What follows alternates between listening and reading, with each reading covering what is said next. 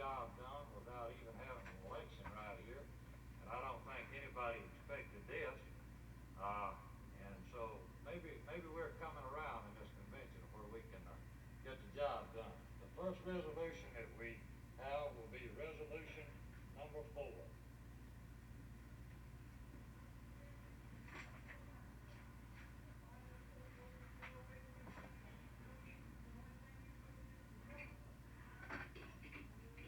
There will be some word changes in this resolution. It would almost be impossible to read it as it is written. So I'd like to go through and add some words and correct some words and read it as corrected. The second line of the first paragraph where it says rural electrification, change electrification to electric.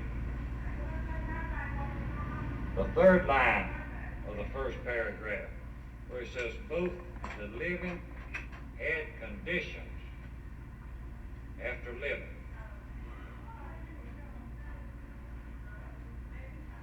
The last line of the second paragraph where it says security and adequate, add adequate between and working. The last line of the second paragraph where it says members, add, cross out this and put employees.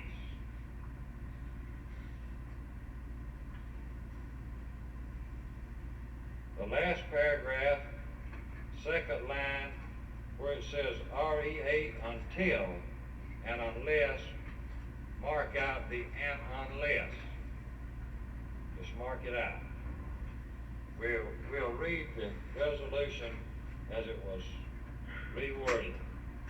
Whereas the AFL, Rural Electric Associations, whereas the AFL-CIO has long supported the establishment and continuation of the Rural Electric Administration to improve both the living conditions and production standards of the American family farmer and rural communities in our agricultural areas, and whereas the majority of the Rural Electric Association in Mississippi are similar to those of many other states and have adopted a management policy which opposes trade union efforts to improve job security and adequate working conditions for their employees, and whereas these rural electric associations have special advantages under federal law not available to private industrial developments because of the legislative support of the AFL-CIO over the years. Now therefore be it resolved that the officers of the Mississippi AFL-CIO advise the National AFL-CIO of the anti-labor policy of many of the rural electrical associations in this state, and be it further resolved that the AFL-CIO be requested to withdraw future legislative support from REA until these associations change their anti-union policies. Respectfully submitted, Executive Board, Mississippi AFL-CIO. Mr. Chairman, the committee recommends the adoption of this resolution. Committee's report to adopt resolution number 4. We have any discussion? Brother Schaefer. C. Schaefer, Assistant Business Manager, Local 605 IBEW. In the past 9 months, we have engaged 3 co-ops in organizational efforts in the state of Mississippi. Capital elected just west of Capital City, Clinton, Yazoo Valley, Yazoo City, and Twin County of Hollandale, Mississippi. We were successful in winning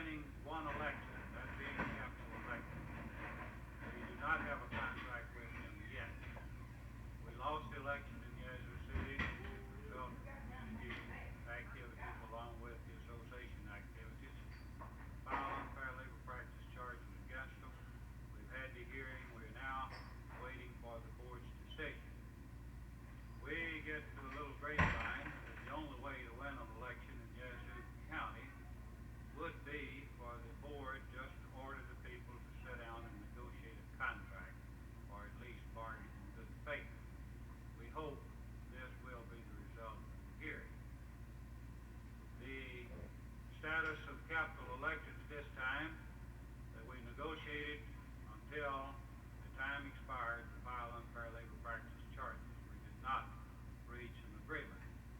We had to file charges because of the actions that they had committed during the time of election as well as the interim period during negotiations, discharges, etc. Now, we have had the preliminary hearing, field representative for the board. We do not have the results of this. We are told by a few people that has some connection with the attorney that he is of the opinion that the board is going to settle the issue for us. Capital Electric will not. At least it's been a real good educational program for us. Well, let me say this on the third one, Quinn County. We knew that there were interests there through our utility boys, and we held a meeting with them. Out of possible 38 which would be eligible for the bargaining unit, at 28 in attendance, there were 6 on trouble, and the men in attendance thought were sure that we would get at least 4 of the group who were not present. 2 days later, 4 cards did come in. Cards were signed the night of the meeting, filed a petition the next day. 3 days later, the board had taken the case and taken jurisdiction of the case. We were working with the board representative to have the hearing. We had some foremen involved, and this was controversial as to whether they would be appropriate to the unit or not. Otherwise, the company association would agree to an election. The interest was generated among the foremen. We felt it behooved us to take it to the board and let the board make the determination whether they would be appropriate or not. The 2 nights prior to the date set for the hearing, we met with the representative group, and they told us that they had a petition with 32 names on it, and they wished to withdraw the petition and that their cards for representation be returned. This is a result of community pressure. The board did see fit, at our request, to withdraw it without prejudice. Maybe we can get this atmosphere changed a little and get back in less than a year. Now, I would just like to say that this is one thing that really hurts us. They can budget or work up their proposed budgets, take them to the Rural Electrification Administration, and get 2% money that you or that the government is paying better than 4% money for. Now, this is not quite fair.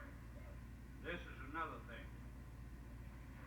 If they don't owe the Rural Electrification Administration at least $50,000, the administration takes no jurisdiction over them whatsoever. If they are indebted, then we can get some real good support on the national level with the connection that we have with the Rural Electrification Administration. But if they're paid out, there is no jurisdiction of the administration over them. Now, let me tell you this. Even the people that's in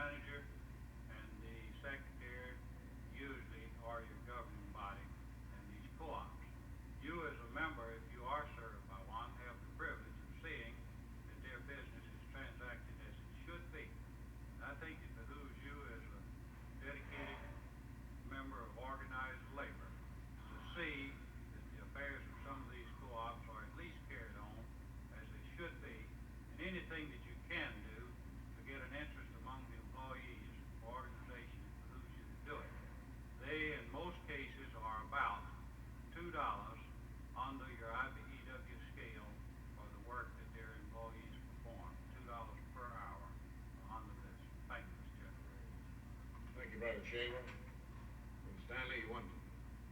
Bill Stanley, Mississippi Director, CWA. Mr. Chairman, I'm old enough to recall, I believe, that REA came into existence primarily with the help of the labor movement. Right. REA has played a vital role, I'm sure, to the rural families of this nation.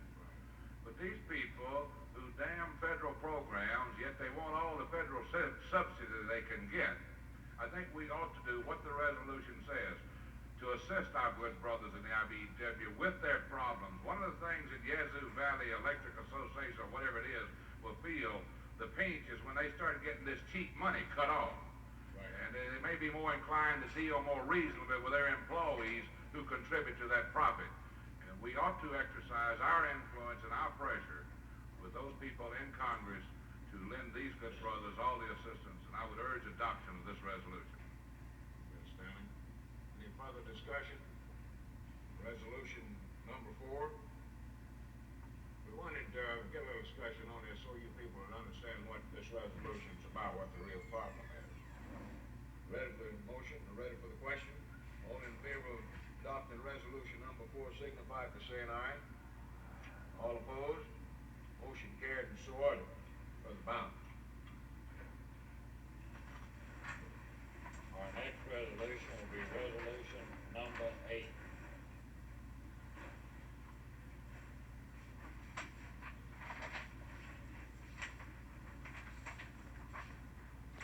One misspelled word in this resolution, in the first paragraph, first line, where it says maritime, add an I between the R and T, maritime. U.S. shipbuilding. Whereas no nation can achieve true maritime strength and eminence unless its merchant fleet is supported by an adequate shipbuilding capability. And whereas since the end of World War II, the United States has allowed its shipbuilding capability to dwindle to an alarming and critical point, this has resulted not only in a drastic decline of employment opportunities in the shipbuilding industry, but has reduced the reservoir of skilled shipbuilding manpower which this country must have to meet any contingency. And whereas in recent months new efforts have been made to bring about a further decline of the American shipbuilding industry, the most striking example of this is the Interagency Maritime Task Force report, which recommends that ship owners be permitted to build or buy ships abroad and operate them under the American flag in all trades, including the domestic trades.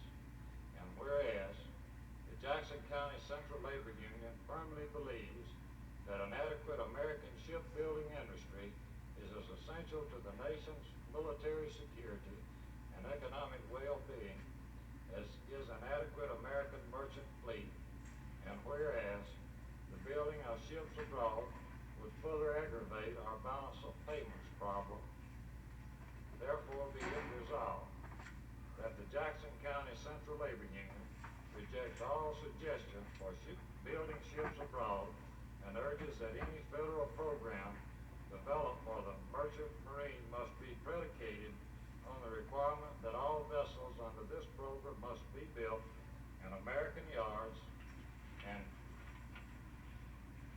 be it further resolved that notice of this action be forwarded to the convention of the Mississippi AFL-CIO to be held July 25th, 26th, and 27th, 1966 for its support and adoption. Be it finally resolved that copies of this resolution be sent to all members of the Mississippi Congressional Delegation, and that they be requested to work toward its implementation. Respectfully submitted, Jackson County Central Labor Union. Mr. Chairman, the committee moves the adoption of this resolution. Pretty good. Minutes report to adopt resolution number 8. You have any discussion on this resolution? Not all in favor of the motion signify by saying aye. All opposed? Motion carried and so ordered. Brother Brown. Our next resolution will be resolution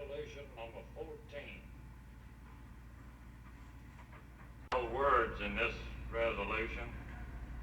One of them being in the first paragraph where the word frustrated appears, put in an R. Second paragraph on the second page where speech appears, it's spelled S-P-E-A-C-H, it should be S-P-E-E-C-H.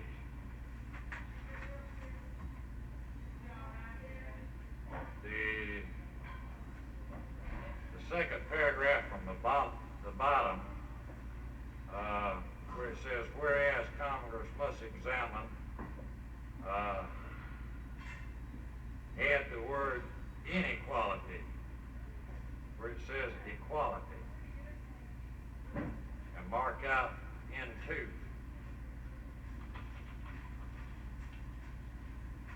The National Labor Relations Act. Whereas one of the greatest accomplishments of the New Deal was the adoption of the Wagner Act, often referred to as Labor's Magna Carta, it was the Wagner Act which established as federal law the right of workers to organize, bargain collectively, strike, and engage in other concerted activities for their mutual aid and protection. And whereas most of the other social legislation of the New Deal period has been expanded and improved in the subsequent 3 decades, the Wagner Act, however, has not been improved but has been emasculated. While the nation has moved forward in many other fields, it has moved backward in the critical area of labor management relations.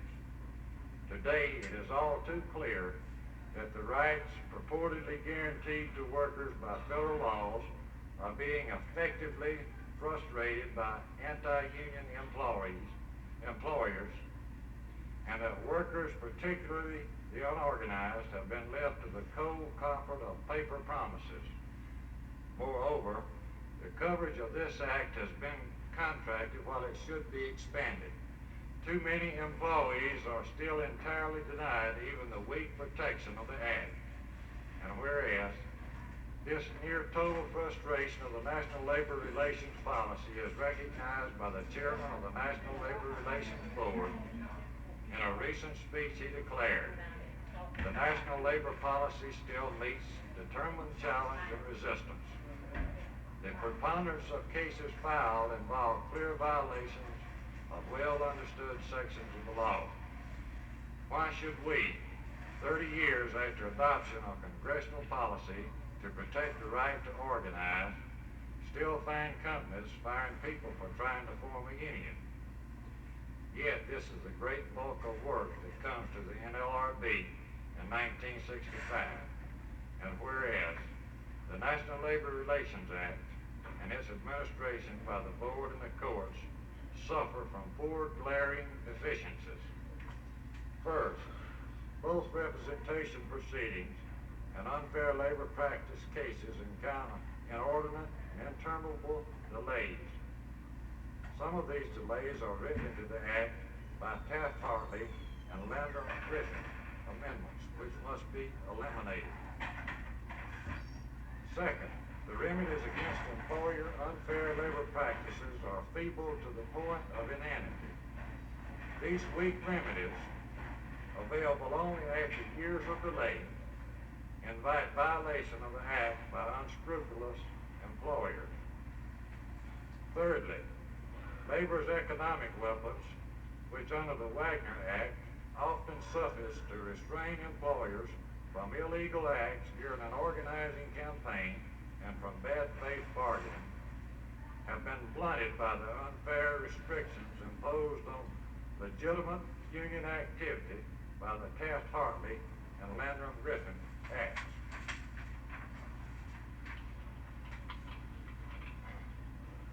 Fourthly, the Act does not reach the anti-union activities of the individuals and groups, no matter how vicious and reprehensible, which cannot be proved to be agents of the employer in the most technical sense. And whereas the worst aspect of the labor relations law today is that employers can, with virtual immunity, instill raw fear and their employees, fear of job loss, fear of plant shutdown, even physical fear, if they exercise their right to join a union. Employers know that by the time the built-in delays of labor board processes have run their course, their employees are likely to have become completely discouraged in their effort to form a union. Often they will have given up by the time the labor board case is won. At worst, the employer may have to comply with a board order which will be much less expensive than meeting union standards. At best, the employer may get off scot-free if the union-busting campaign is cleverly done with a full bag of tricks, including a flood of leaflets disguised as free speech, but carefully phrased to convey its message of threatened retribution. And whereas, over wide areas, the elementary goals of the Wagner Act have not been achieved. In those areas, the goal of a free system of collective bargaining cannot be achieved without drastic revision of those labor laws which permit and indeed encourage the continued existence of systems of employer-employee relationships based on 19th century standards. It is time, and well past time, for Congress to take a good hard look at these areas where the elementary struggle to establish the principles of collective bargaining has not yet been won. And whereas too many employers are permitted to intimidate and terrorize workers who exercise their right to join a union. Too many employers have learned that endless delays in representation elections are an easy road to defeat union organization. And whereas Congress must examine the inequality of the sanctions imposed by our laws, sanctions which permit employers and reactionary community forces to combine in a calculated and continuing course of defiance of our labor laws, of which prevent workers from assisting each other in the fight to establish collective bargaining. Sanctions which require the issuance of injunctions against union picketing before it is adjudged to be illegal, but make it optional all injunctions against employers' unfair labor practices. Now therefore be it resolved that the Mississippi AFL-CIO hereby call on Congress to review in their entirety the provisions of the National Labor Relations Act and their interpretation and administration by the board and the courts, and to enact new legislation to make a reality of the rights purportedly guaranteed to workers by the Act. Respectfully submitted, Executive Board, Mississippi AFL-CIO. Mr. Chairman, the committee moves the adoption of this resolution. You've heard the motion to adopt resolution number 14 by the chairman of the committee. Do we have any discussion on the resolution? I'm going to get some discussion on the next one. I have to do it myself. You ready for the question? All in favor of the motion signify by saying aye. All opposed? Motion carried and so ordered. Now, the two resolutions, 14 and 20, deal more or less with the same subject matter. I want to hear some of these organizers get on the floor of this convention and tell these delegates what's been going on in this state. That's what I was talking about. And after resolution 20 is presented, let's have a little discussion. I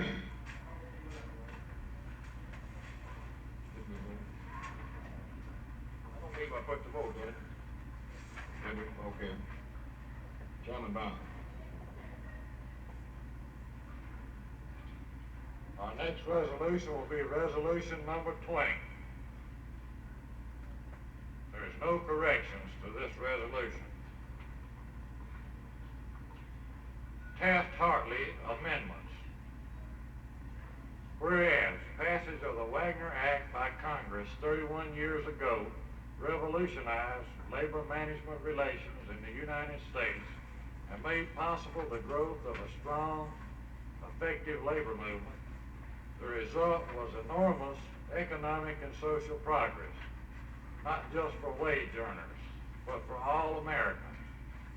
And whereas the Wagner Act established as the policy of the United States the objective of encouraging the practice and procedure of collective bargaining and protecting the exercise by workers of full freedom of association, self-organization, and designation of representatives of their own choosing for the purpose of negotiating the terms and conditions of their employment or other mutual aid or protection. And whereas this policy remains a part of our federal labor relations law, yet the two major revisions of the Wagner Act, the Taft-Hartley Act of 1947 and the Landrum-Griffith Act of 1959, have restricted rather than strengthened the implementation of this policy. And whereas it is a legal action that justice delayed is justice denied. Delay is chronic in National Labor Relations Board proceedings. Administrative shortcomings persist despite a series of efforts by the board to correct them. Both representation proceedings and unfair labor practice proceedings are entirely too time-consuming and should be streamlined. And whereas the remedies and the penalties applicable to unfair labor practices by employers are so inadequate that they are meaningless. The chairman of the NLRB has called them a license fee for union busting, a fee that employers cheerfully pay to crush their workers' desire to organize. And whereas the law does not permit anti-union acts by so-called citizens committees, chambers of commerce, and the like, which would be illegal if committed by the employer. Such acts, no matter how flagrant, do not constitute unfair labor practices unless those who commit them can be proved in the strictest technical sense to be agents of the employer. And whereas labor's economic weapons, which once gave pause to employers who were considering an anti-union course, have been weakened. One instance is the ban on picketing by members of one union against their unfair employer. At a construction site where members of other unions with different employers are at work on the same project. And whereas in the guise of free speech, employers are permitted to threaten, browbeat, interrogate, and shadow workers suspected of pro-union sentiments. The present members of the NLRB have sought to hold employer coercion and intimidation within bounds, but the terms of the law, as interpreted by the courts, forbid employers to go far beyond the acceptable limits of simple persuasion. And whereas it is high time for Congress to review and revise the National Labor Relations Law so that it will truly live up to its stated purpose. Now therefore be it resolved that this third biennial convention of the Mississippi AFL-CIO calls upon the 90th Congress to enact amendments to the Labor Management Relations Law so as to reflect in a meaningful way the long-established policy of our government to encourage free collective bargaining and to protect the rights of workers to organize and to select union representatives of their own choice. Specifically, NLRB procedures should be streamlined and its remedies for unfair labor practices should be strengthened. The slanted and unfair free speech provisions should be eliminated, and the restrictions against common situs picketing should be removed. respectfully submitted, CWA Local 3511. Mr. Chairman, the committee moves the adoption of this resolution. Heard the committee's recommendation to adopt resolution number 20. Do we have any discussion? Before I permit discussion, I just took note. The organizing committee is in session, are they not? Is that, are they back yet? You out? You out? Okay, I just looked around. I missed some of the organizers who had some real tough situation. Understand? Chairman W.O. Stanley, State Director of CWA. I'm sorry I passed off resolution 14, but I thought I'd a lawyer to the CWA, I should speak on the motion resolution basis. I'm fearful that maybe some of the people in the labor movement in Mississippi today is of little faith and short of memory. We are represented and benefit by union contracts. Some of us got it the easy way, some of you fought like the Dickens under these most difficult circumstances. But at least I believe, whether that's true or not, that many of us have lost sight of a very strong position, a public policy of this country that's spelled out in Section 1 of the Taft-Hartley Act.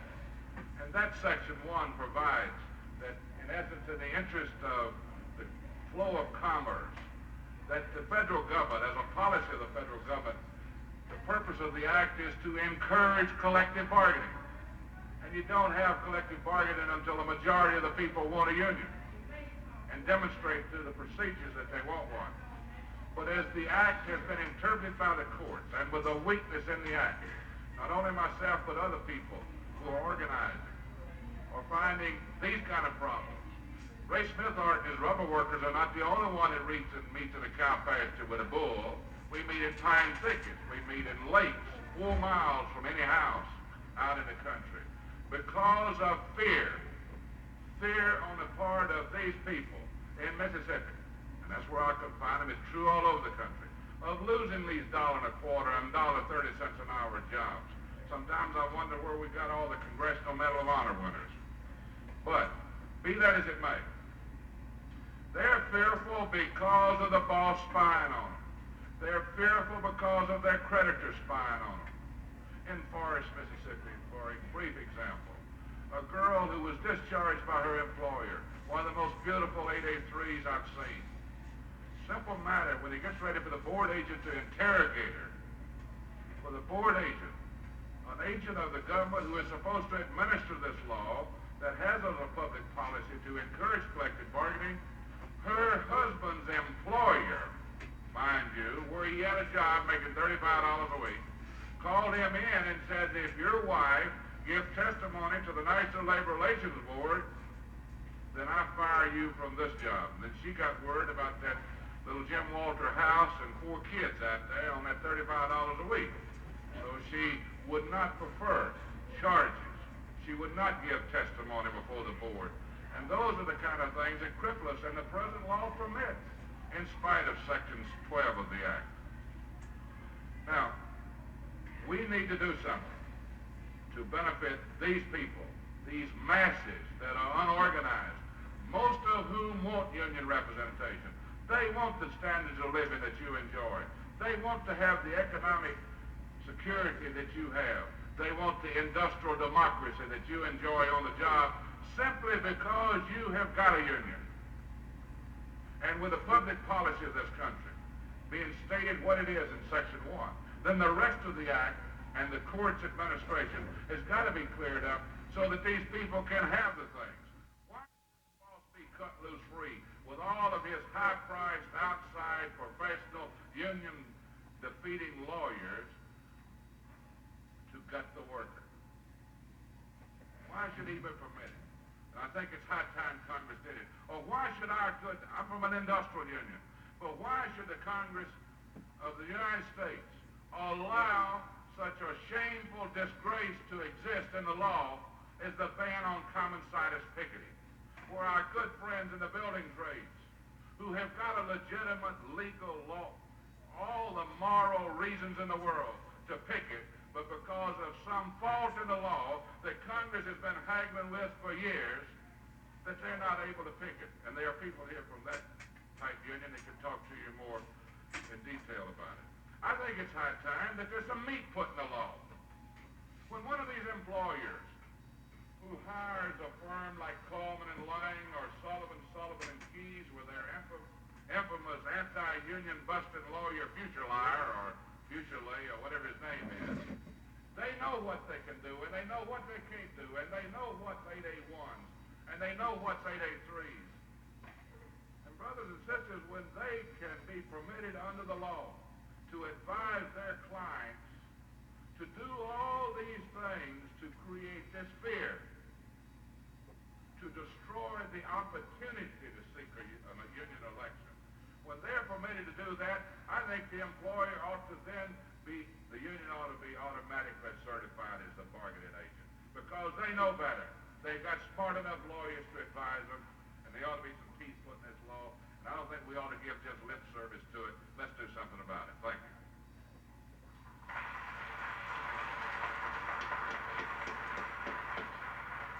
That's what I mean. Alexa? Mr. Chairman, brothers and sisters delegates, on this resolution 20, the state building trades, the state councils, the local councils, we've been fighting for the side of Pickett for the last 8 to 10 years.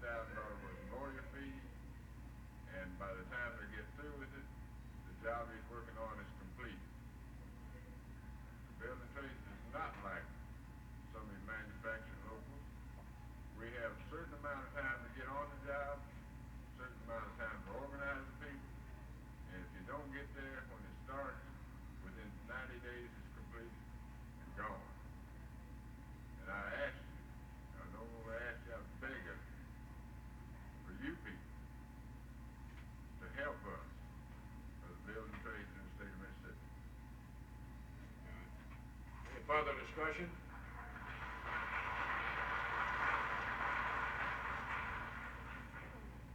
Brother Upton?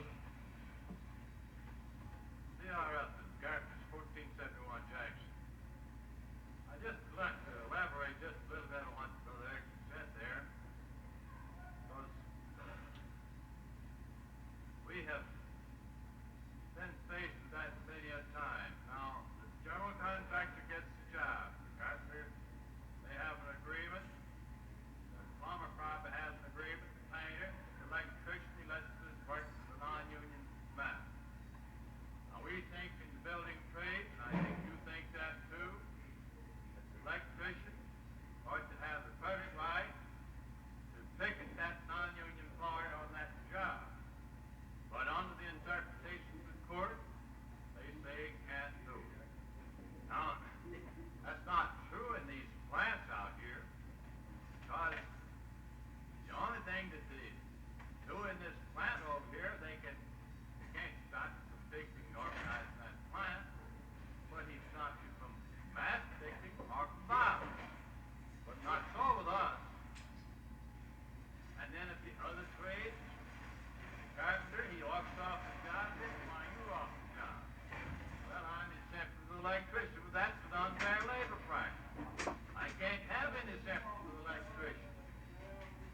There can't be any concerted action. And we've had some court decisions that it can't be any concerted action. If the man does it himself, we talked about a case that we talked to the judge a few years ago up here in Columbus, some 4, 5, 6 years ago. But we asked him, so now supposing all those people, without us saying anything, they're just going to leave the job. He said, you'd be in violation of that injunction. I don't believe it. All of them would decide to leave the job at one time. So we're up against the real problem. But we think if we get that side fixing out, and I talked to our congressman senators up there. It makes out like he doesn't know it. We couldn't do that. Senator Eastman told me last year, certainly I think you ought to have the right to picket anybody you want. But he doesn't vote that way when he gets to vote. I think that we've got a real problem, and I don't think it'll change until we change the complexion in that Congress.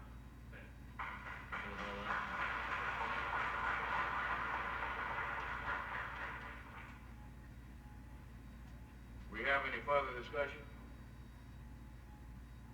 This is what I was talking about. This is the reason it's so necessary that we put together a successful political organization in the state of Mississippi. Now, we've got a number of people in this convention that have been victims of the type things that you've been listening to here this afternoon. In the speech that I made at the University of Mississippi on the 13th of July, I reviewed the history of organized labor in this state and cited a number of the cases that we've had here recently. I sent a mailing to all of the presidents of the international unions and the regional directors of this particular speech. I think we've got a lot of international unions that don't realize just what is going on in Mississippi in the field of organization. As Bill has told you, these anti-law firms have devised a scheme to circumvent the collective bargaining process, which is set out as a national policy in the act itself. It's about time we've done something about this. Let me just read you briefly a paragraph from that speech about the law firm situation. Such law firms as Coleman and Lang have devised a scheme to keep unions out which goes much further than the one just described. This plan depends upon the company's willingness to pay lawyer fees in lieu of wage increases to its workforce. This scheme goes to the heart of the collective bargaining process. Under the terms of the Taft-Hartley Act, an employer is required to bargain once the union is certified.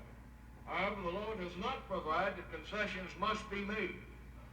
These lawyers, therefore, advise these companies to sit at the bargaining table and pretend that they are bargaining in good faith. When this plan has been adopted by an employer, a strike is inevitable. The object is to force a strike and replace the striking workers with strike breakers. Once the workers have been replaced and the strike broken, the company is assured several more years of operation without labor trouble. Ladies and gentlemen, we got men sitting right up here at this front table that are the victims of what we're talking about, right here, walking a picket line now. And in my opinion,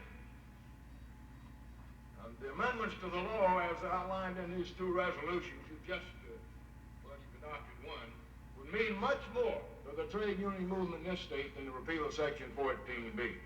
Don't you agree? Do we have any further discussion on resolution number 20?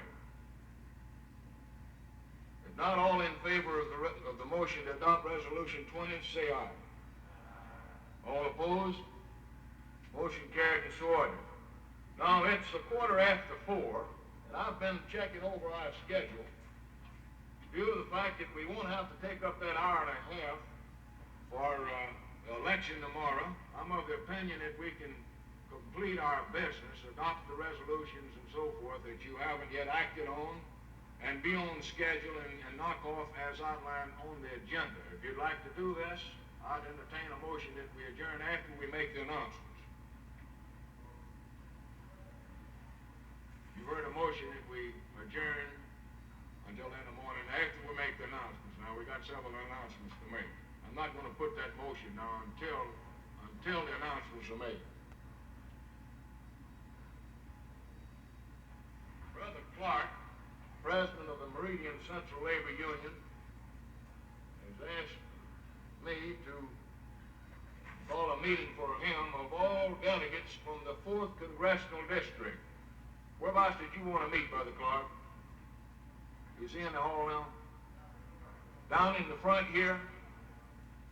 Now, that will of course be the local unions in the Meridian area, the local in Pelahatchie, and those locals that are represented here from the Brandon area. In other words, the Rankin County people are also in the same district with Meridian. I don't believe we have any backup in any of the other counties, do we? Pelahatchie. Yes, I believe so. They would be included also under the census men at large. Yes, that's right. Do we have any other announcements? I believe the committees are pretty well out of the way, aren't they? See, I believe. Come back at 9:30, a little earlier in the morning. We have that motion on the floor now that convention stand adjourned until 9:30 in the morning. You ready for the question? All in favor of the motion signify by saying aye. All opposed? Motion carried and so ordered.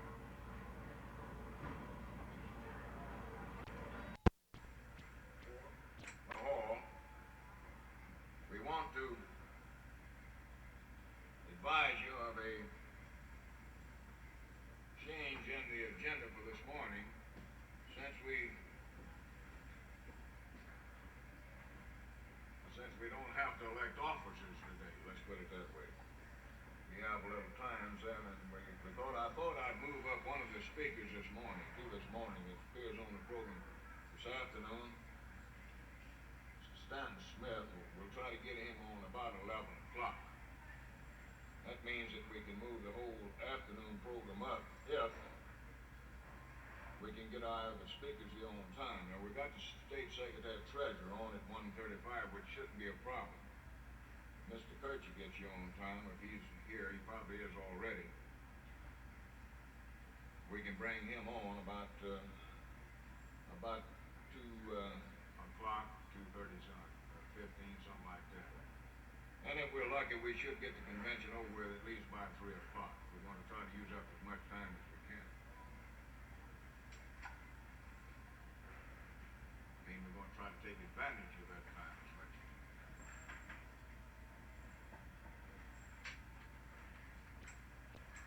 Robbins and Gillespie on the hall.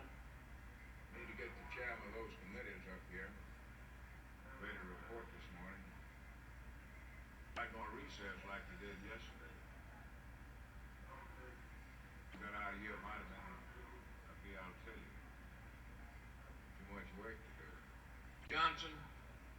you see if you can locate John Gillespie and H.H. Robbins and tell them to come up to the podium? We want to get their reports on the road this morning if you can. Will you? Well, please come to order. This morning we're privileged to have with us Father Lawrence Watts, who is the program coordinator for systematic training and redevelopment, a program that is designed to uplift the educational standards of the people in this state. And my privilege to have worked with Father Watts for several months now. And at this time it gives me a great deal of pleasure to call upon Father Watts to give the invocation. Father Watts. Please stand. O Lord, we stand here in your presence, asking your blessing upon us all. In our day-to-day living, we become all too aware of the meaning of the words of the book of Genesis after man's sin. In the sweat of your brow you shall eke out a living upon this earth. Lord, we are aware of our frail human condition. We ask your help to live nobly and manfully, to live with courage regardless of what difficulties life may demand of us. We pray, O Lord, that you make us truly aware of our responsibility to all men, not just to the members of our organization. We pray, O Lord, that the world, the United States, and Mississippi be a better place to live because of the AFL-CIO. We pray, O Lord, that we always be aware of our role in shaping the destiny of America, and that we face this task courageously. O Lord, bless this Federation of Unions, each local union, and every member of each union. May the union be for every member a source of honesty, courage, fortitude. May the union bring justice to bear in this world. May it be a source of hope for the oppressed. Finally, Lord, may all negotiations and all activity be founded in the only true grounds for success, in the mutual understanding and love, man for man.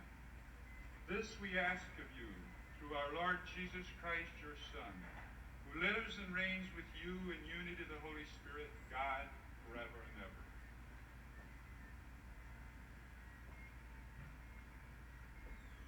Mr. Chairman, may I have the microphone just a moment? Please be seated. Of course, it's not scheduled. I was only asked to give the invocation, but I ask if I might just a moment have the microphone just to express to you my sincerest delight to be here with you and to have this opportunity to offer the invocation.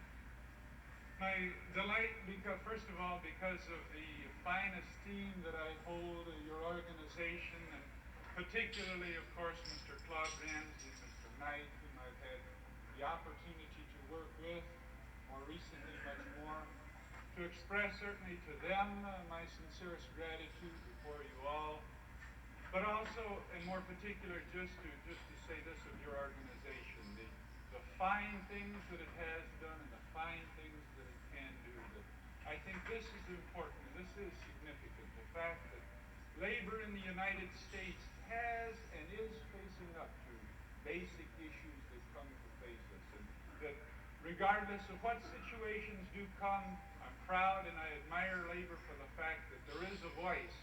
We can't always claim to be right, because who is right? There's such a divergence of opinion. But at least there is a voice, and at least there is a guide. And so I say, labor has and does act nobly. So it's, for me, a genuine pleasure to be with you and to express to you my congratulations, and also to Mr. Ramsey and Mr. Knight. Thank you.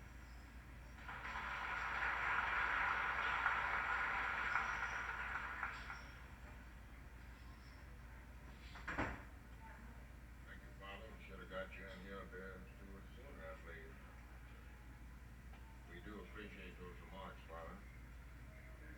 I'd like to invite you to stay around and enjoy our convention the rest of the day if you could. Participate in our deliberations.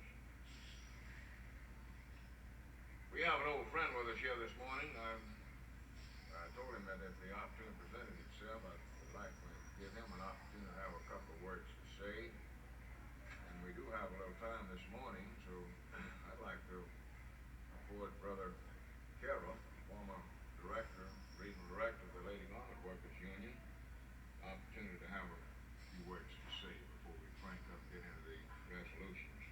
At this time, it gives me a great deal of pleasure to present to you Al Carroll, who is now working with the Civil Rights Department of the FLCO.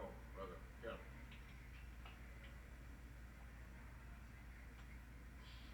President Ramsey, it occurs to me as I came in the hall this morning that now 2 years in a row, Claude has called on me to speak the morning following the dance. And I don't know whether he's got method in his madness or not when he does this.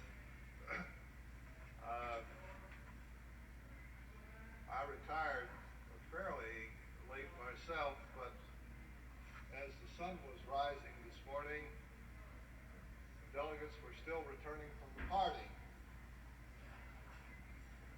at least judging from the noise up and down the corridor. But I want to say to you this morning what I said 2 years ago following the dance, that nowhere but nowhere is there a group of delegates who found in the labor movement who can dance all night and show up the next morning at 9:30 just as bright-eyed and bushy-tailed as they were the day before. You are to be congratulated, delegates.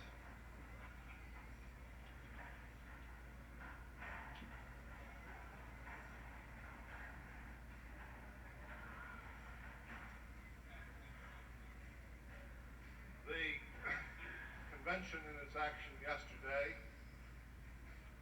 in the election of its president, secretary, treasurer, and executive board is to be also congratulated for what seems to me to be one of the most dramatic, forward-looking, progressive steps taken by any state body in the Southern labor movement.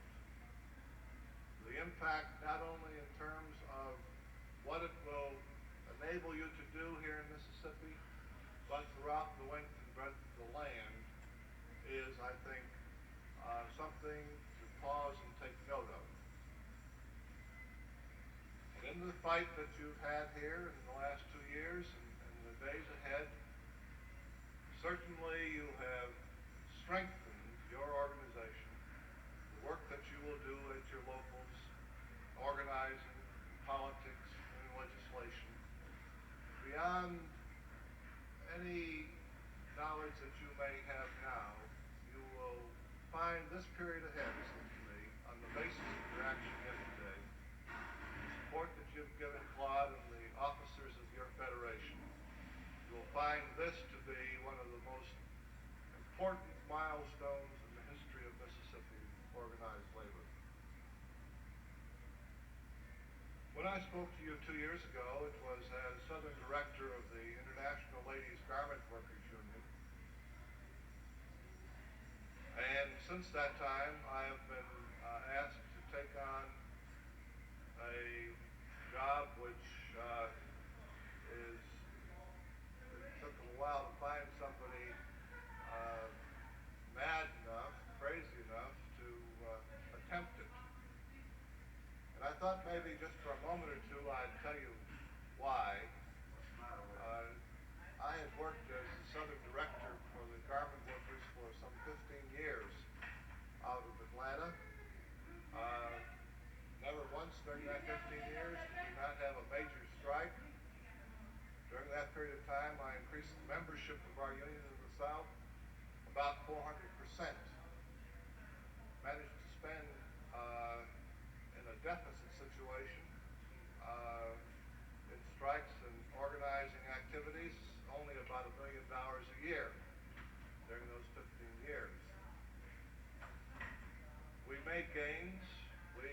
struggled, we fought, we improved the conditions for our members during that period of time.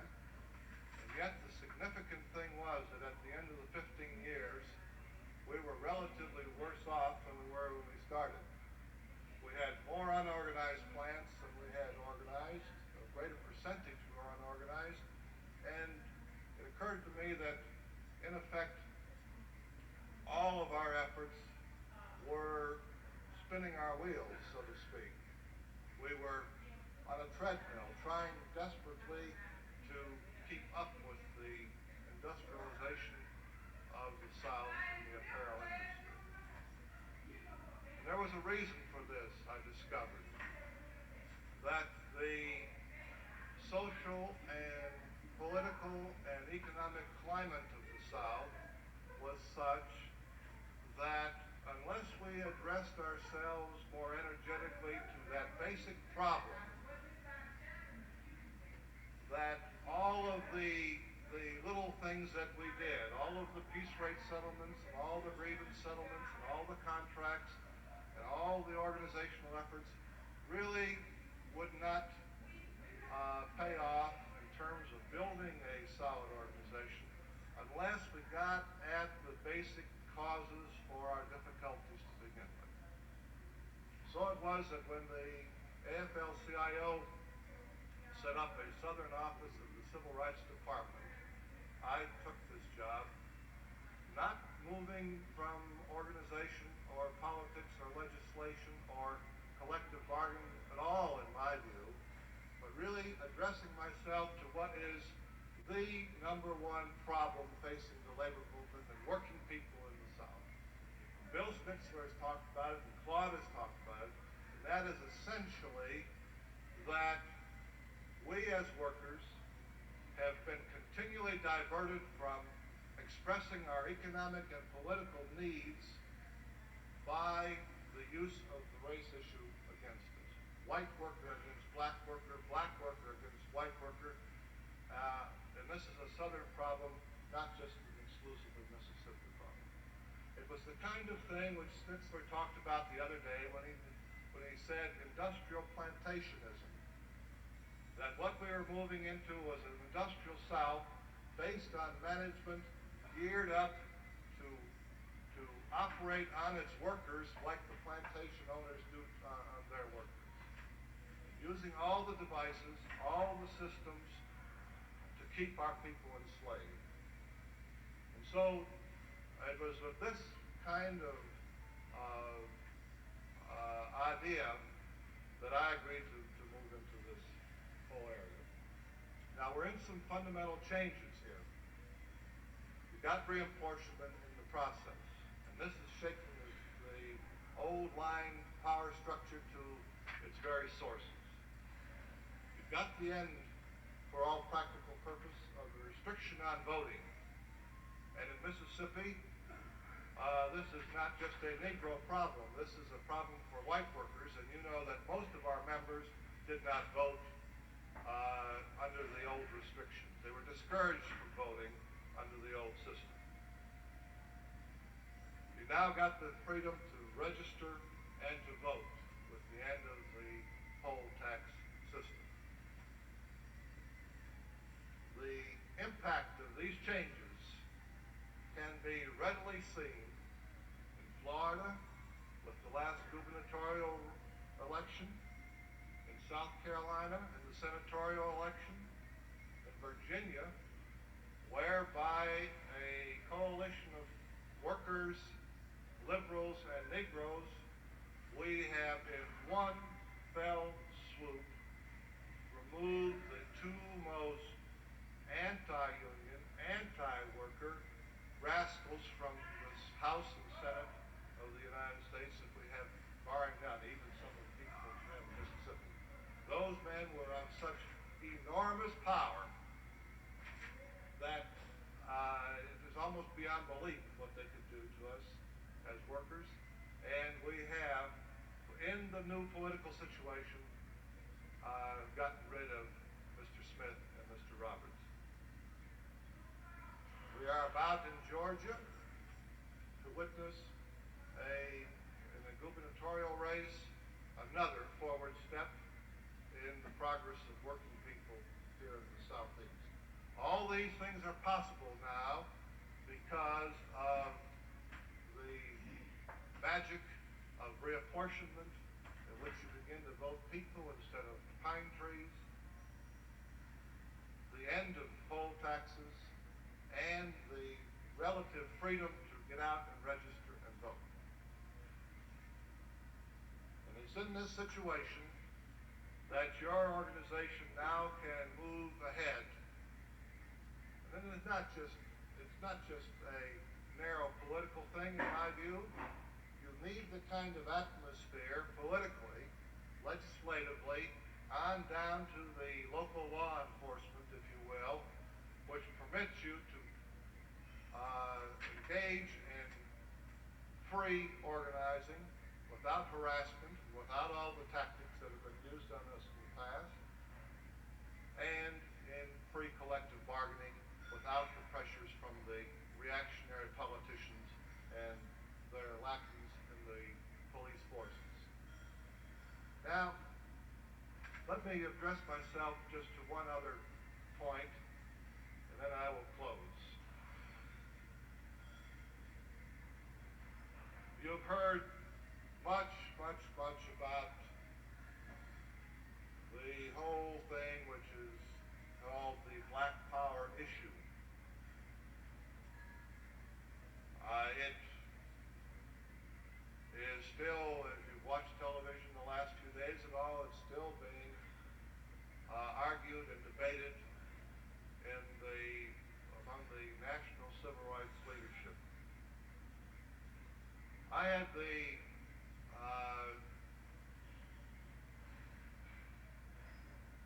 was in the position last December to attend a meeting in Alabama in which Mr. Stokely Carmichael, the man credited with creating this slogan, first expounded this proposition. And you might be interested in knowing how this all came about and just how much to worry about it and how much stock to put in it. Stokely Carmichael, young, militant civil rights worker, had most of his southern experience in Lowndes County, Alabama. Lowndes County is 80% Negro, 20% white. Out of his experience there, in which the white power structure dominated the entire county, up until the Voting Rights Act of 65, for example, less than 200 Negroes were registered to vote in that county. It was, for all practical purposes, worth your life if you were Negro to try to vote in that county up until that time. Out of that experience, Stokely Carmichael created an idea about the black Negro population taking over the operations of the county, and took that and expanded it to a national kind of a proposition. There was just a few things wrong with it, and that was that Lowndes County, Alabama is not the United States of America, and what would possibly be a practical political maneuver in Lowndes County doesn't make any sense in most parts of the country. And out of that slogan which he developed, there then arose a whole set of other propositions, some of which were stated here recently in Jackson, Mississippi, as a matter of fact, by the civil rights leadership at the climax of the Meredith March. Floyd McKissick, another leader, said, well, black power to me means green power, blue power, white power, you name it. It means political power. Well, that was already a revision of the original position, which was held by Carmichael.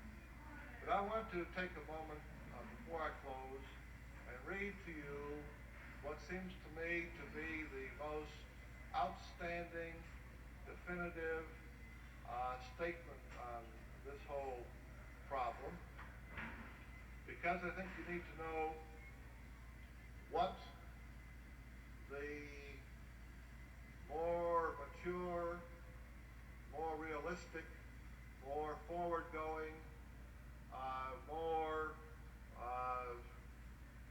dynamic leadership is saying. I want to read you a statement made recently by Roy Wilkins, the executive director of the NAACP. And if you will listen carefully, it seems to me that Wilkins puts this whole thing in proper perspective, and we can, on the basis of what he is saying, I think, handle this new latest problem which is plaguing us without too much difficulty. Wilkins said this: no matter how endlessly they try to explain it, they meaning really Carmichael and McKissick, the term black power means anti-white power. In a racially pluralistic society, the concept, the formation, and the exercise of that ethnically tagged power means opposition to other ethnic powers. In the black and white relationship, it has to mean that every other ethnic power is the rival and the antagonist of black power. It has to mean going it alone. It has to mean separatism. Now, separatism, whether on the rarefied debate level of black power or of the wishful level of a secessionist freedom city in Watts, offers a disadvantaged minority little except a chance to shrivel and die. Ideologically, it dictates up with black and down with white, in precisely the same manner that South Africa reverses that slogan. It is a reverse Mississippi, a reverse Hitler, a reverse Ku Klux Klan. If these were evil in our judgment, what virtue can we claim for black over white? If, as some proponents claim, this concept instills pride of race, cannot this pride be taught without preaching hatred or supremacy based on race? Though it be clarified and clarified again, black power in the quick, uncritical, and highly emotional adoption it has received from some segments of a beleaguered people can mean in the end only black death. Even if through some miracle it should be enthroned briefly, the human spirit, which knows no color or geography or time, would die a little, leaving for wiser and stronger and more compassionate men the painful beating back to the upper trail. We of the NAACP will have none of this. We have fought it too long. It is the ranging of race against race on the irrelevant basis of skin color. It is the father of hatred and the mother of violence. It is the wicked fanaticism which has swelled our tears, broken our bodies, squeezed our hearts, and taken the blood of our black and white loved ones. It shall not poison our forward march now. We seek, therefore, as we have sought these many years, for the inclusion of Negro Americans in the nation's life, not their exclusion. This is our land as much as it is any American's. Every square foot of these, every city and town and village. The task of winning our share is not the easy one of disengagement and flight, but the hard one of work, of short as well as long jumps, of disappointments and of sweet success. I read that lengthy statement to you to put in perspective what is the raging argument going on at the present time, and to reassure you Mississippians that it ain't as bad as some of the folks are trying to make it out to be, and that the responsible leaders are on the right track of handling this let me close now by encouraging you in the days and months ahead to continue in the path that you have chosen in your federation, to help identify the economic and organizational needs of all Mississippi workers, regardless of color. And secondly, to continue to build a political movement, neither white racist nor black racist, which can meet the needs of all Mississippi workers. Thank you very much for the opportunity to talk to you this morning.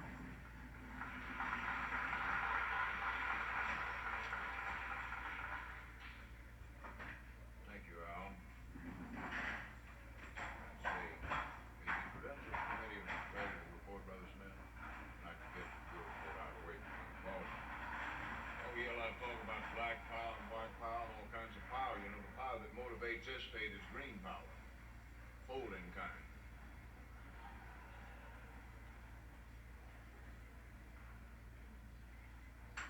You got enough of that, you can just about do anything in this state. This time we'll receive the final report from the Restoration and Credentials Committee, Brother V.C. Smith, Chairman. Mr. Chairman, we have registered 202 delegates, and I move that these delegates be seated in the convention.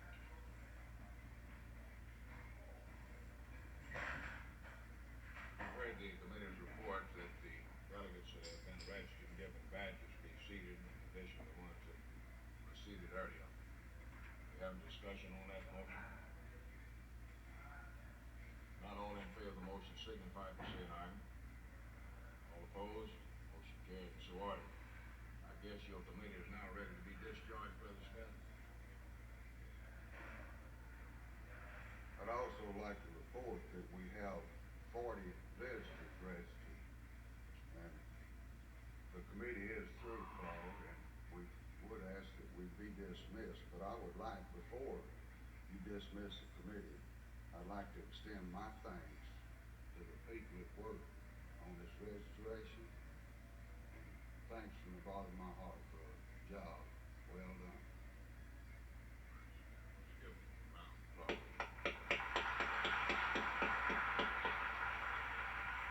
The workhorse of the convention, the Restoration Committee, is always a tough one. Certainly we appreciate the fine work done by that committee. Now I'm going to see if we can't get the audit committee report out of the way this time. Is Brother Culper in the house? He is in the back. Get someone to pass out your report. Okay. Is it passed out or you got to get it passed out? Okay. Say while we're waiting on this, that I've had a little conference with Brother Knight about the checkout situation. I understand that some of you have been told you had to get out by noon. This is not true. You will be able to stay as long as you need to this afternoon. We hope to have you on your way at least by 3 o'clock. These coaches are just out to stand on the street out there and wait till you get out of the room. You're not going to be forced to get out by noon, like somebody said.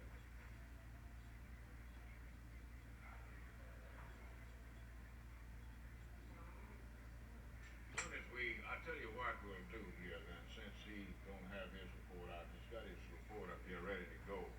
I'll call on the chairman of the Resolutions Committee, Brother Robbins, see if we can't get a few of his resolutions out of the way. In the meantime, we'll be having the audit report passed out. Brother Robbins, chairman of the Resolutions Committee. Mr. Chairman, we have, I believe, 5 resolutions to discuss within the Resolutions Committee. And if you will turn to resolution number 5, we will begin on that one first. He has viewed all these resolutions and has recommended them being submitted as we go over. War on poverty.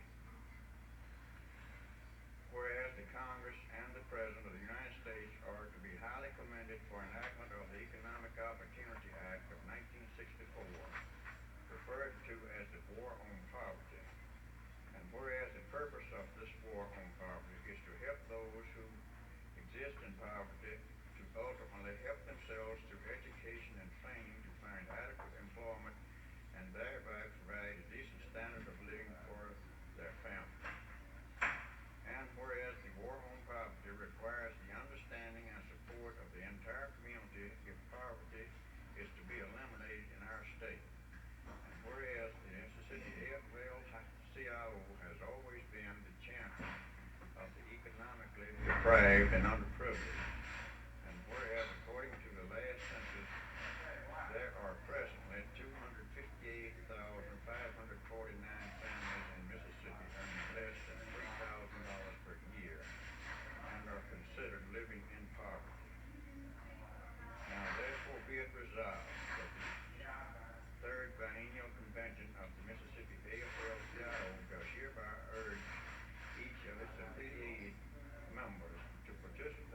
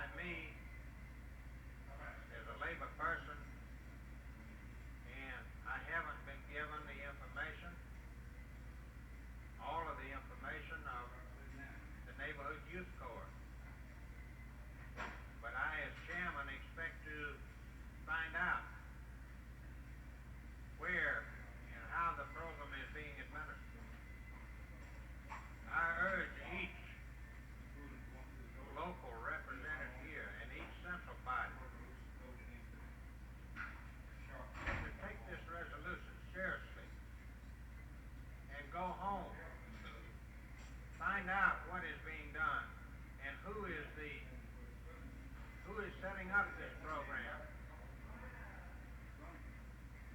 And make yourself known. Make them invite you in. And when you get in, participate in it. And let's run it honestly. Thank you. Thank you, Brother Adam. Very appropriate remarks. Before we put the question, I want to acknowledge the fact that we do have a number of people in this convention that have been fighting this fight. But as it talks about throughout the state, we've let the people in Washington know in no uncertain terms that the state FLCRO, the labor movement in this state, does not intend to sit idly by and see the reactionary forces of Mississippi use these programs to further their own selfish interests. This we don't intend to do, and we've been fighting them all over the state. Jackson here from Hattiesburg, Brother Clark in Meridian, and others here in this convention have been doing the same thing. Let me cite you what happened here not too long ago, and I want to make a request of you. If at any time in any of these programs a situation develops that you can identify an individual with the anti-labor element in that area that they're about to assign as a director, but on the payroll, I want to know about it because we want to stop it. That's been too long ago that over in Kosciuszko, in this part of the state, they set up one of these programs, and a gentleman by the name of Mike Millen was slated to get the job to direct the program. Sarah Chestnut, who knows who I'm talking about. He was the former editor of the paper in Kosciuszko, and he had done a series of editorials against several organizing campaigns that had occurred in that area. And it just so happened that Bob Starnes had copies of those editorials in his file. Well, I picked up the paper and saw where Mr. Mike Millen was slated to get this job. I wrote Washington. At least I placed a phone call first. Then I turned around and followed it up with a letter and copies of those editorials. And it wasn't but a few weeks later that I happened to pick up the Jackson Daily News, and I saw where Mr. Mike Millen had decided he didn't want the job to direct the poverty program in that area. So keep on your toes watching. Let's don't let him get by with it. Do we have any further discussion on resolution number 5? All in favor of the motion signify by saying aye. All opposed? Motion carried and so ordered. Brother Robbins.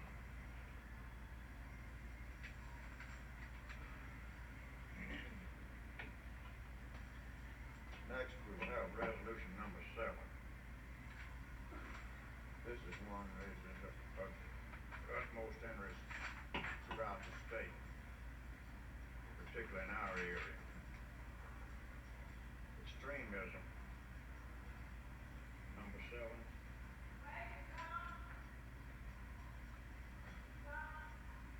Whereas the Jackson County Central Labor Union and its affiliated local unions have gone on record as being bitterly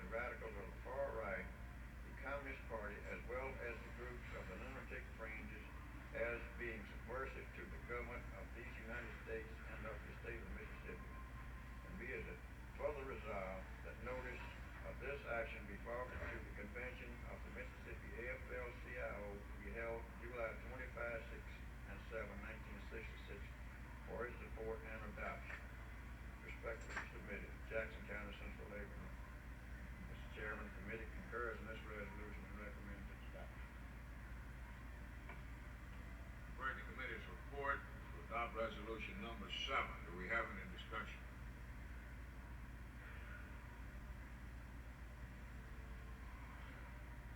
Ready for the question? All in favor of the motion signify by saying aye. All opposed? Motion carried and so ordered. Brother Rogers.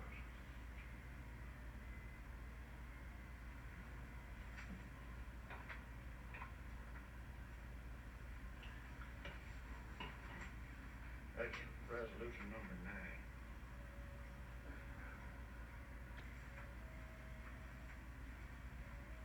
Whereas the all-out attack to which Mississippi labor movement is being subjected calls for the full mobilization of all of our resources, and if we are to maintain an effective counteroffensive, until and unless we stem the present tide of reaction, legislation benefiting and great masses of our people will never be enacted. Progress in recent years has been measured in terms of lack of damage done, not in terms of progress made. And whereas the enemies of our movement have invaded the halls of Mississippi legislature in recent years and have been more than successful in securing the passage of legislation detrimental to our cause.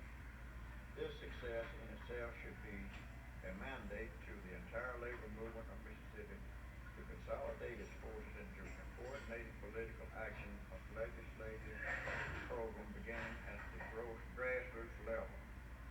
And whereas in the efforts to increase the effectiveness of the Mississippi labor movement, greater attention must be given to the role of the Mississippi AFL and the local central bodies, which are the vital links that bind the labor movement together at the state and community level. In no other segment of the labor movement can coordinate and develop necessary programs so desperately needed in our state today. And whereas the AFL-CIO and its affiliates have and will continue to be in the forefront in developing national and international political, economic, and social programs to meet the needs of all citizens everywhere. Whereas such national and international political, economic, and social programs will necessarily and to the ever-increasing degree cut across the boundary lines of all our cities and states, thereby requiring state and local central bodies to extend their local activities and programs on all these fronts of concern to the entire trade union movement. And whereas the success of the Mississippi AFL-CIO program is largely dependent upon the degree of support rendered by all local unions and international unions with membership in Mississippi. And whereas the record shows a substantial number of local unions chartered in Mississippi are not affiliated with the Mississippi AFL-CIO. Many of them are not affiliated with the local central body where such exists. Now therefore be it resolved that the delegates assembled in this, the third biennial convention in Jackson, Mississippi, July 25, 6, and 7, 1966, do hereby sincerely call upon those local unions not affiliated with the Mississippi AFL-CIO and or the central body to do so at the earliest possible date, whereby the program of progress for all Mississippians may be implemented. And be it further resolved as one of the first means of developing such a program of implementation that each national and or international union appoint a responsible official of its union to work with the AFL-CIO coordinators of state and local central bodies in order that full and complete affiliation may be achieved. Respectively submitted, Hattiesburg Central Labor Union.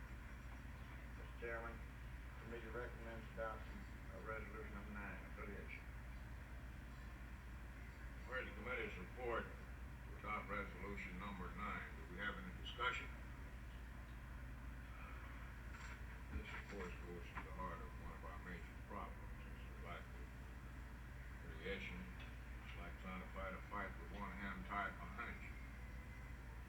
We have made some progress, I'd like to report to you here, the last few months on the affiliation problem. Looks better now than it has in a long, long time. Got a number of internationals now that are pushing hard for affiliation. Get the same cooperation out of all of our internationals that we are now getting out of several, and we get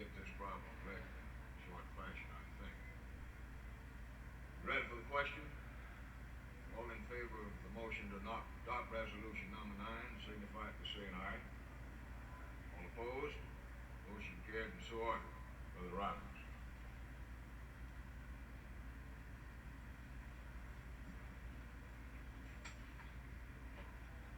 Next, we have resolution number 10. Now, whereas the tragic conflict in Vietnam is a supreme test of our nation's will to resist aggression, to preserve democracy, and to prevent the forces of totalitarianism from extinguishing the hopeful flame of freedom now burning in this tiny, besieged nation so far from our shores. Whereas America's defense in South Vietnam is supported by the application of honoring commitments of the Southeast Asia Treaty and obligations supported by our last three presidents, and by the hard, realistic logic that communist aggression must be contained, else it will spread throughout Asia and beyond. Whereas this nation has consistently and devotedly sought to bring the Vietnam conflict to an honorable settlement through negotiations, and whereas our policy in Vietnam has stirred sharp differences of opinion among Americans, some developing into organized demonstration, and although we recognize much of this as an expression of the democratic process itself, we nonetheless deplore the unfortunate impression it creates that our citizens are against our government on the Vietnam issue.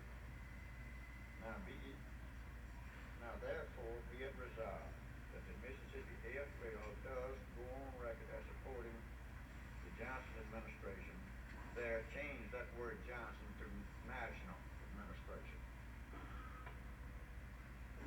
in its defense of South Vietnam, and in the undaunted struggle to reach a speedy and peaceful end to the war which America did not start and does not want, but must certainly pursue as long as aggression threatens anywhere for which this nation stands. And be it further resolved that copies of this resolution be sent to President Lyndon B. Johnson, Governor Paul B. Johnson, and each member of the Mississippi Congressional Delegation, respectively submitted to Executive Board. Mr. Chairman, the committee recommends adoption of resolution number 10. Ready committee's report to adopt resolution number 10. Do we have any discussion?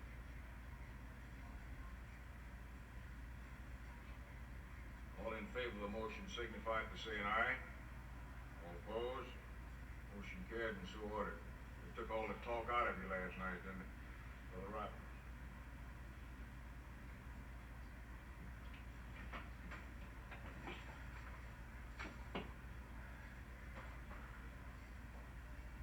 Next is resolution number 24.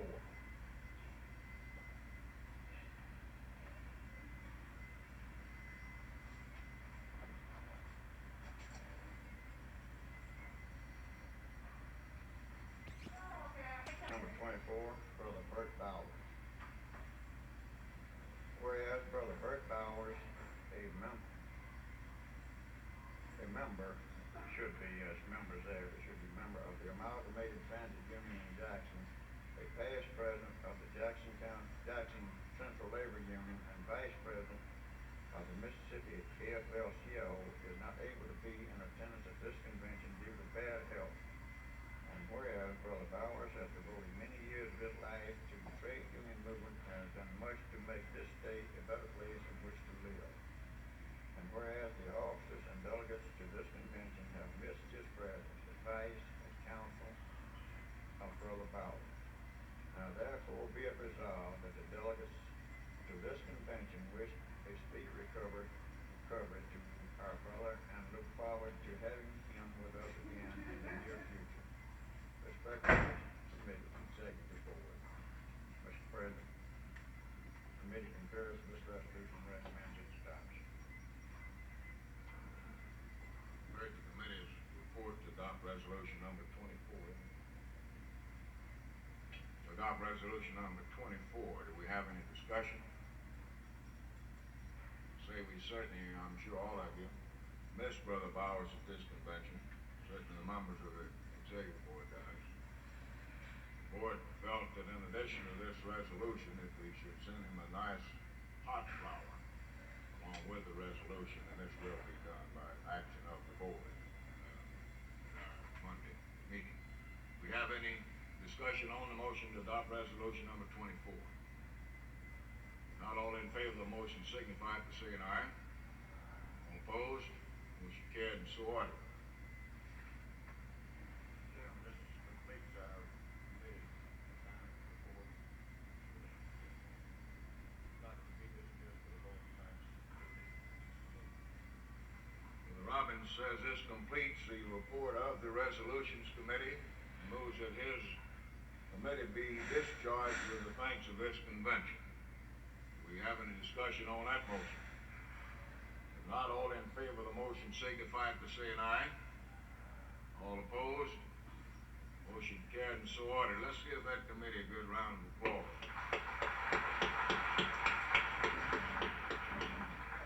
Thank you very much, Brother Robbins. You had a real tough one to deal with. This time, we're going to call on Brother Ray Smithhart, the chairman of the organizing committee, to give his report.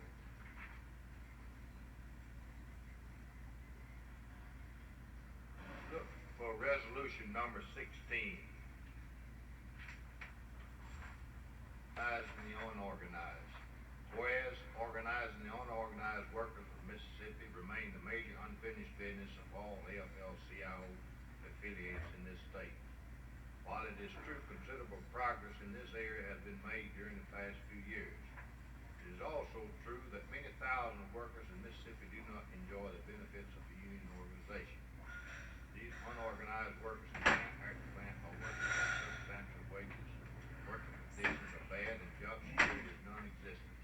And whereas these unorganized workers pose a constant threat to the wages and working conditions of all organized workers in Mississippi, if for no other reason than that of self-protection, the AFL-CIO must bring organization of these people and whereas many of these people have indicated their desire to join AFL-CIO unions during the recent months, a number of campaigns presently underway indicate that the time is right to embark upon a concerted organization campaign in our state.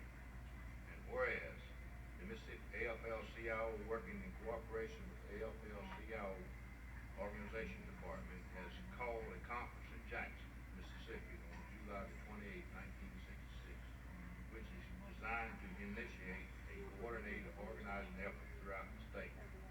All AFL-CIO affiliates having jurisdiction in Mississippi have been requested to have representatives present at this meeting.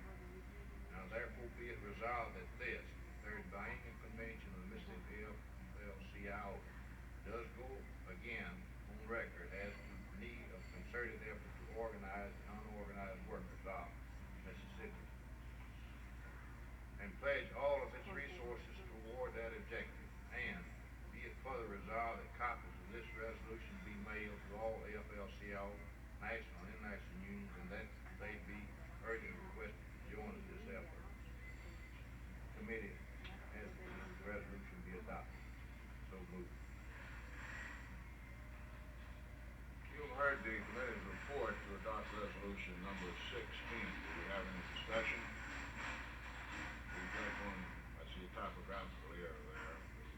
Correct spelling of resource, second page. Yeah, you can see that.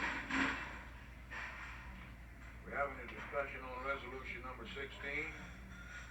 Where all these organizers at this convention?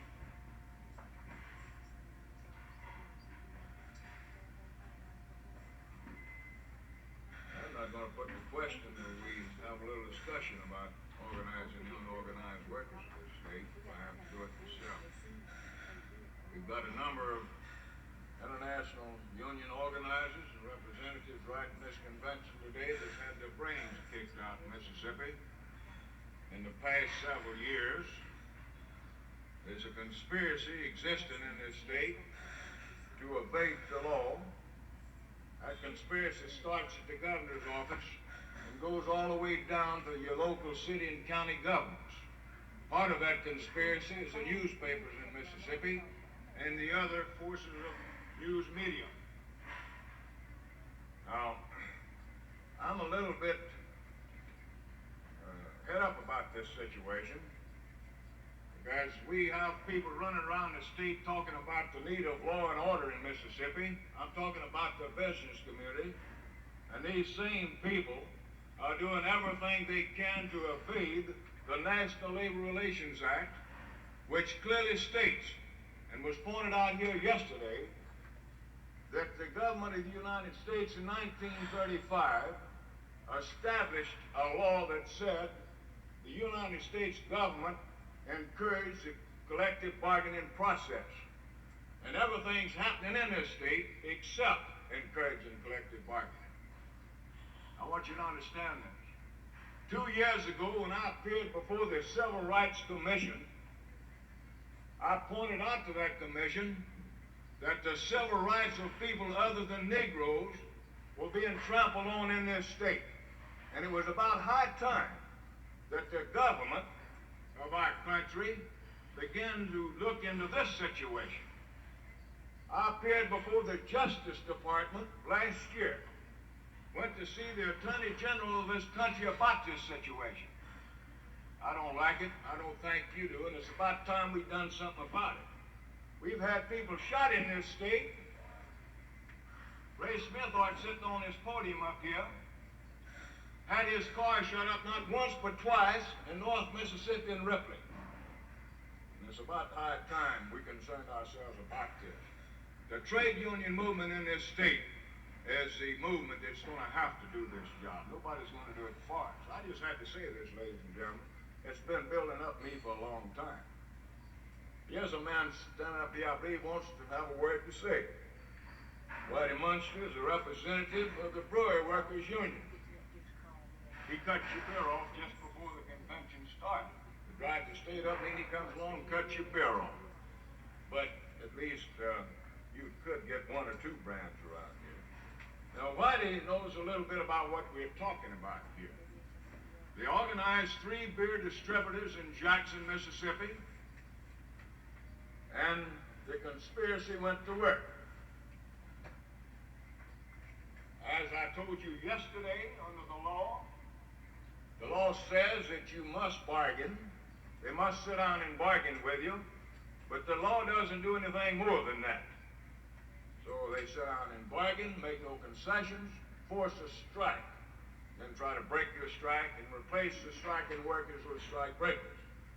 That situation is existing in not one place in Jackson, Mississippi, but 3. We got 2 steel workers, locals on strike in this city. We've got a group of brewery workers on strike in this city. And you haven't heard much about it, have you? They don't want to give us this kind of publicity. They think it might hurt them a little bit.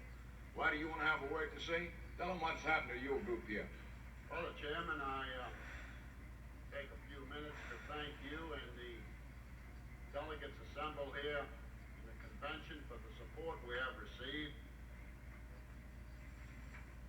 Sometime in February, our organization began an organizational campaign in the Jackson area for the beer distributors.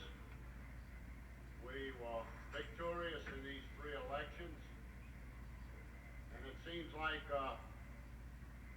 when you win an election, when certain individuals represent a company, that they do their damnedest to keep you from negotiating a contract. I want to make this statement here this morning, Brother Ramsey, and to the delegates, that we're in this fight to the finish, and we're going to come up with a contract. Maybe when the legalization of liquor, we'll have more liquor drinkers than we'll have beer drinkers. But we have been receiving wonderful support from you and your office. We appreciate it. Our negotiations, we've been making some slow progress. And we haven't been knocking the door down to get into these negotiations. The company wants to meet. We're willing to meet. We want to come up with a bona fide contract. And we want a contract that we can be proud of in this area. I'm not going to take a substandard contract, and I'm not boasting here, but I believe that it is time for the union members in the state to get out and get amongst the organized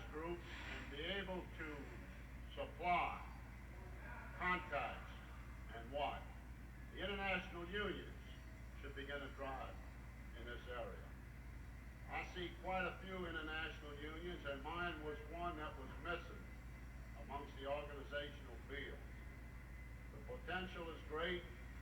I just think that we have to convince some people that organized labor is in the state of Mississippi to stay.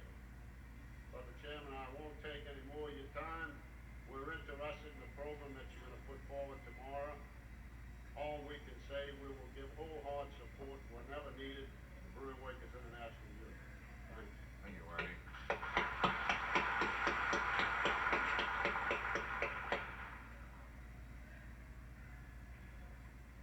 We have any further discussion on resolution number 16? Smithart? I'd have a lot to say about this. I could probably talk till noon, but I'll try to cut it short.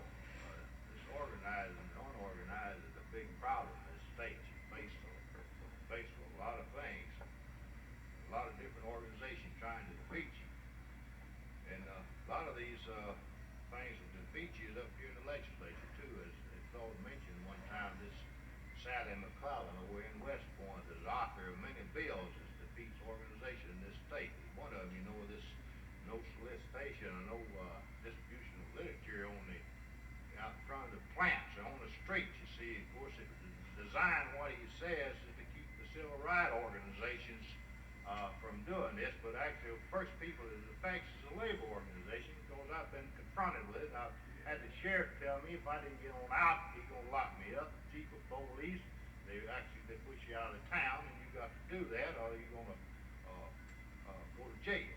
And of course, when they was passing, they didn't say anything about the labor. You know, it was to keep the Negroes and the other places, people in their place. They said, and others in their place, and they was talking about us when they was talking about that. It was us when they said others. I have been intimidated, coerced to the fullest extent, threatened. They tried to run me off the road several times. They follow you around, and this happens not only in North Mississippi. It happens pretty close to Jackson, not long ago. It happens all over the state, but they got various ways of defeating it. They come out with newspaper ads, full-page ads, you know, with pretty funny cartoons on it, all kinds of cartoons, you know, with organizers stealing their workers' money. They even put out letters, you know, about if you don't attend the union meeting on Sunday, you go to have a fine. Because in other words, I've had it used in 2 campaigns here recently, some of the rest of them. But this lady went to church on a Sunday, and they put out this letter, you know, that she was fined, and therefore, if you join the union, that you're going to be fined or assessed some way. And all this stuff builds up in the anti-union community. These little old papers, all the time, they're writing something about unions, and I don't care if it happened in Alaska or where it was. It's designed to whip a union campaign in that area. Now, just recently, this campaign, I'm not going to call any names or places, but we had this campaign, we had an organization going on, and they fired 3 of our people out off the bat. Well, the next day, this boy, one of them went to a place and got a job at a trucking line. And so he went back down to the plant, you know, a couple of days later, and the plant manager saw him down there, and so he calls up the trucking company and tells him if he ain't got nobody else sent down there, that he's going to have to do bid with some other truck line. In other words, they're blacklisted. The various means of doing it. I had one campaign started, and you usually organize, you know, you got to pick out some key people. So we had some meeting. We had one contact man. He was the main man in this plant. He took care of all the cards and all the go-betweens. I do the contacting with him. In the meantime, the community got next to him. His wife worked at the bank. I probably had a mortgage on his place, and they talked to his wife and got her all shook up. She was scared, and the state representatives and the state senators talked to him, said we won't get no more industry in this place, and said, in other words, you're going to have to throw this old union down.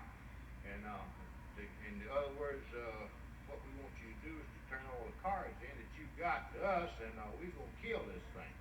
So this actually happened. You know, the boy had a bunch of cards, and he had to turn them over to these people, and it just knocked the organization in the head, lost their election, but not bad, but we lost it. Well, not far from there, we had another campaign going on in the same county, and they tried this same thing on this other key person, but it didn't work as good on him. They called him up, and they carried him down to the funeral parlor to interrogate him, you see, and of all places, you see, to interrogate him in a funeral parlor. They told him, said, now, we know you mixed up with that union, and we know you got some cards. And he said, he admitted, said, yeah, I got some cards, said, I'm going to organize a union in that plant. He said, no, you're not going to organize, we're going to fire you. Now, in this plant, so he'd already been fired, I got a little ahead of myself, but this was the town committee, the city fathers, you see, the undertaker, you know, where they bury the unions and everybody else in the same cemetery, I reckon, around there. But these three city fathers or community leaders, they had him down, you know, they really gave him the old going over it. And let's go back, see, this boy borrowed $5,000 from one of the individuals to build his home, you see, and so he was wanting to know where you going to get that money to pay me. I'm going to have to foreclose, you know, and you got 3 kids, and you know, you're going to give up your place, and he'd already put in about $4,000 or $5,000, and he's going to lose that and everything. So that's another way they have intimidating, and this was in this meeting. So thing goes on, the boy said, well, I tell you, they hired me down at that plant, you didn't have anything to do with it. Said they fired me. He said, well, but we done talked to them down there. If you go along with us, you turn them cards in and tell us everybody to sign them, said we get your job back. He said, well, I don't know where you can do that or not. So they get on the telephone, they call the personnel man down there. Here he comes. Walked right in down there. So they interrogated him again, you know, and said, now, if you give us them cards and tell it, every one of them employees to sign, now we'll put you back to work.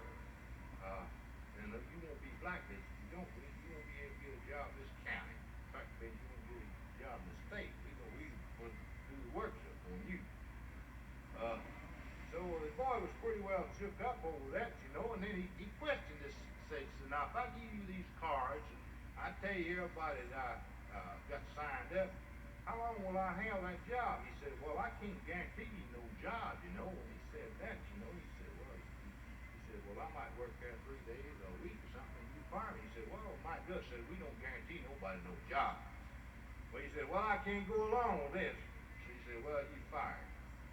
Well, the boy, he was really shook up then, and I was in Houston, Texas at that time, and during the coach meeting, and he called me over there, and he talked to me, and I said, well, just hold pat, said, we'll get something done on that.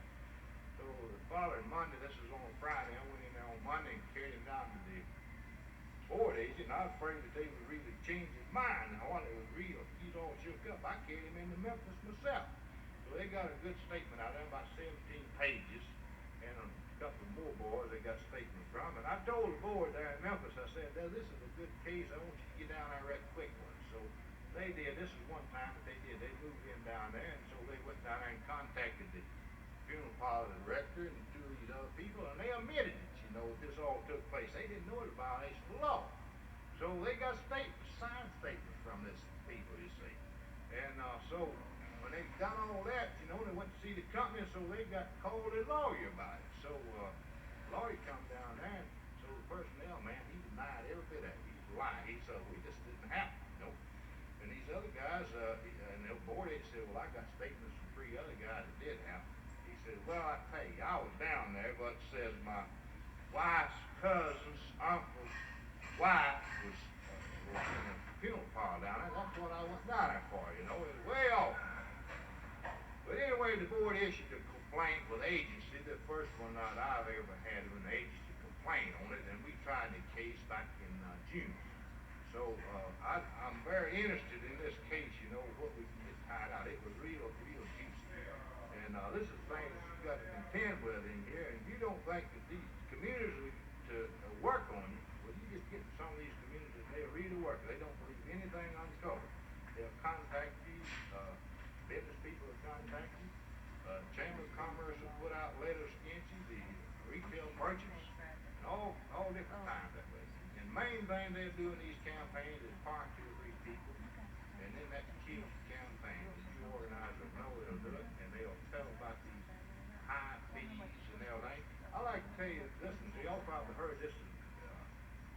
up there in northeast Mississippi. They pulled the election. They took a wheelbarrow and put $40,000. That's what it said on it, with a big sign on it. They pulled the election. The personnel man rolled this wheelbarrow around through the plant. This $40,000 said, if you vote against the union tomorrow, this is yours. This is yours. $40,000 was what he was talking about. It was a pretty good sized plant. Well, that was the dues. It was, if everybody joined the union, you know, for the next year, it would have meant $40,000, you know, and so they were going to keep the union from getting that problem. So that was the $40,000, and I understand it's been an election set aside, and they're going to vote on it again right away, and I'm pretty sure that these people is going to forget about that $40,000. They wouldn't never get it anyway. I mean, and things like that really defeat you. People that these plants have been organized for years and years and got good wages, they don't realize what goes on in some of these other plants. And it's terrible in places. I know in my local union, you know, I talked to some of the boys in there, you know, started making over $2 an hour, you know, and in these other plants, you know, it's making $1, $4, $1.30, and they compete. But one of these days, they're going to realize that these unorganized plants is going to affect them hard, and they're going to be losing their jobs on account of the business. Well, I'll urge anyone, in other words, to any local unions, as this resolution says, to encourage everyone to support organizing this state. And a lot of you people know people that's working other plants next to you, just unorganized. And if you would contact your representative or somebody else and get somebody in there to organize them, because one of these days you're going to wish you had. Thank you, Brother Smith. All right.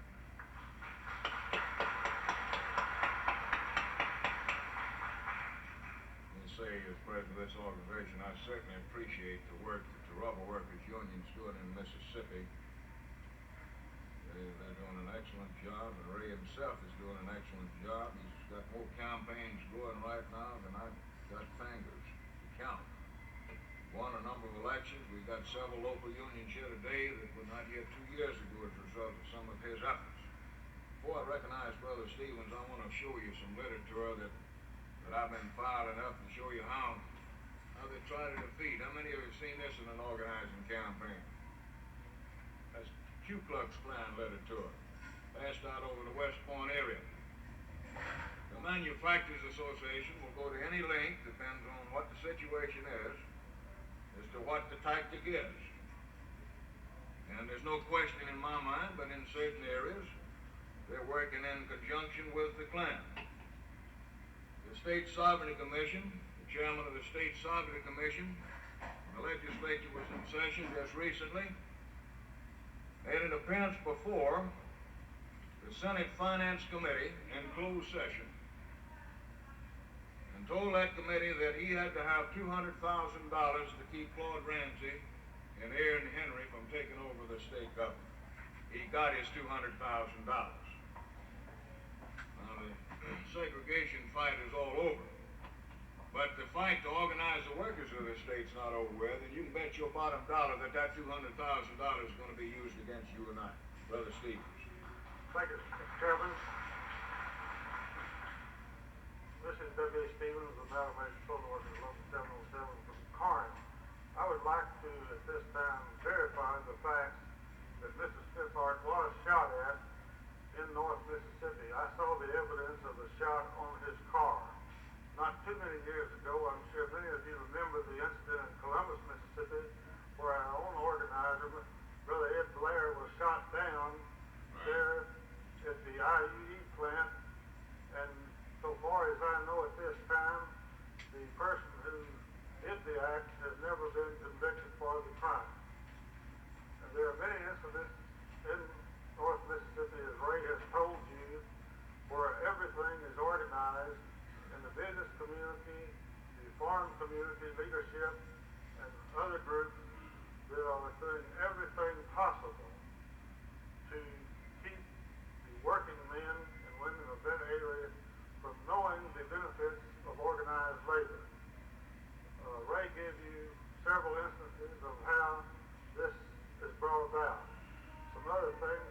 I'd like to call your attention to, and I also have the information that has been mailed out by the company in my home.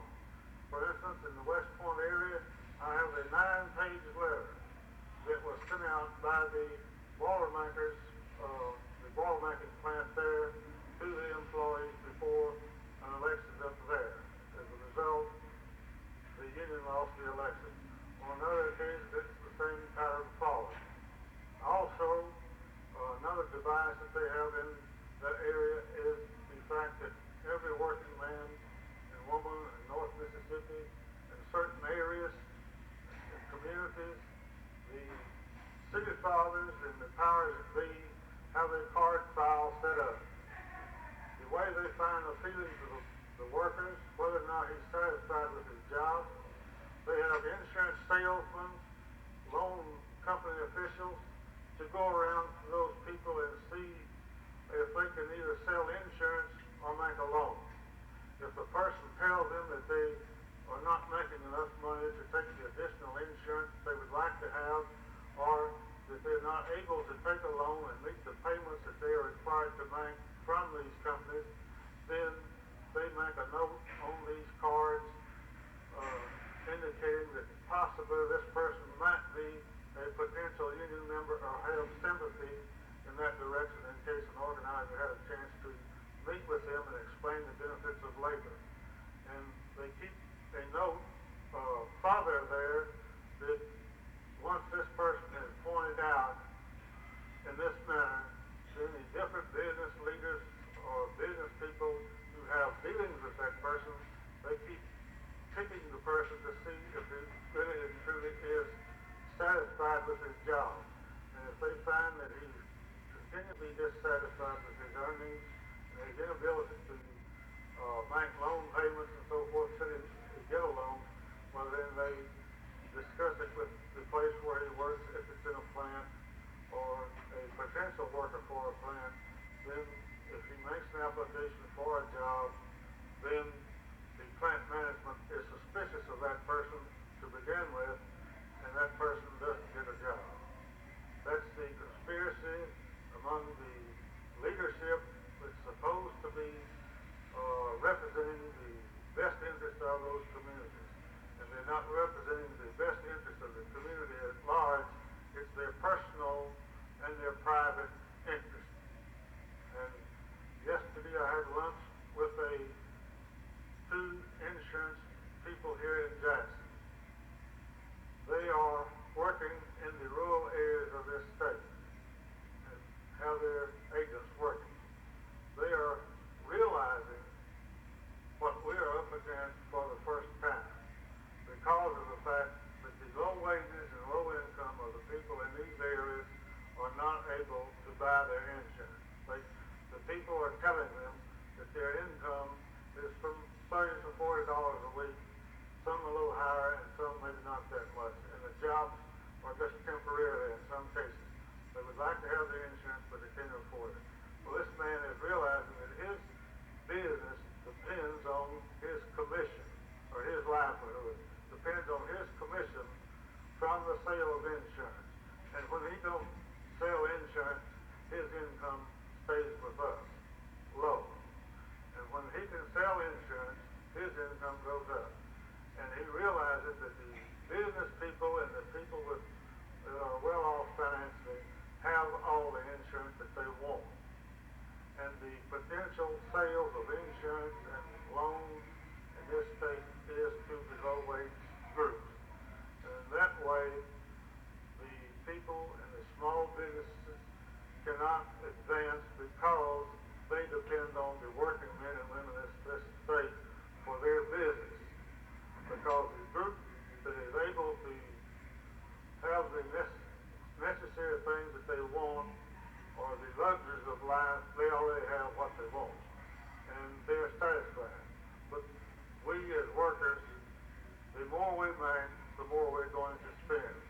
And these small business people like the insurance salesman, he realizes that his future business is with us, or the low-income people. And in order to progress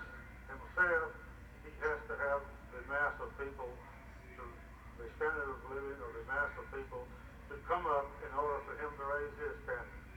So yesterday he agreed that he had gained a lot of experience, and after discussing with me some of the problems that we in organized labor have, he said, I see your point now, and I have been wondering all along why we can't sell insurance in the rural areas and to the industrial groups in these smaller communities where it's a one industry or just maybe 2 or 3 small industries paying low wages. And he said, we can't sell those people insurance at all because most times the Blue Cross or something, some other plan is already in a group form in the plan, and that's about the only insurance they have. And to sell insurance on the outside, they can't do it. So he agreed that from here on out, that he was going to do everything possible to work with the organized labor and the programs that they advocate in order to build his standard of living as well to help build out. And I believe that those feelings expressed by that person, I believe that when those insurance salesmen go into convention or have a business meeting, that will be discussed with them according to this person's idea and the promise that he was going to do his best to not only help himself but to help us with it. So I believe with that thinking and people of that type, because the insurance people especially are going to be able to reach more people because their business depends on meeting people and making sales to the low wage groups. And if we can get that kind of feeling among the small business groups over the state, then I think we have accomplished a great deal, and I believe that we can go forward with their help, and that's why I recommend to everyone here to try to get the sympathy and feeling of these small business groups in order that they may unite to help, not only help themselves, but in the meantime, while they're helping themselves, they're automatically helping us if they will try to see our point. And I believe many of them are coming to that light. And I thank you very much for your time. Thank you, Brother Steve.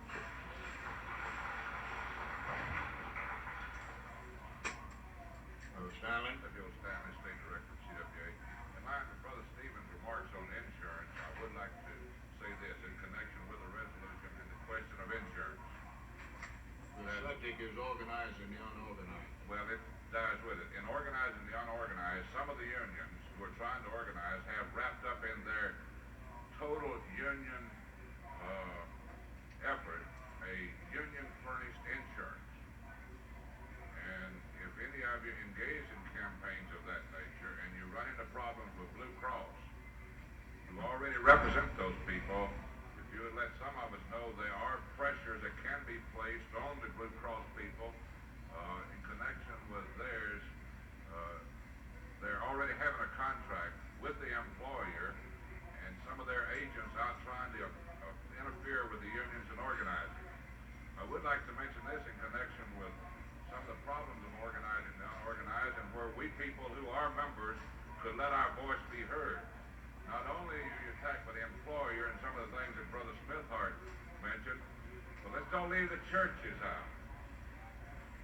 Recently in a campaign in this state, the Ministerial Association of Neshoba County took a quarter-of-a-page ad attacking organized labor and urging the people not to have a part of, by inference, a sacrilegious organization.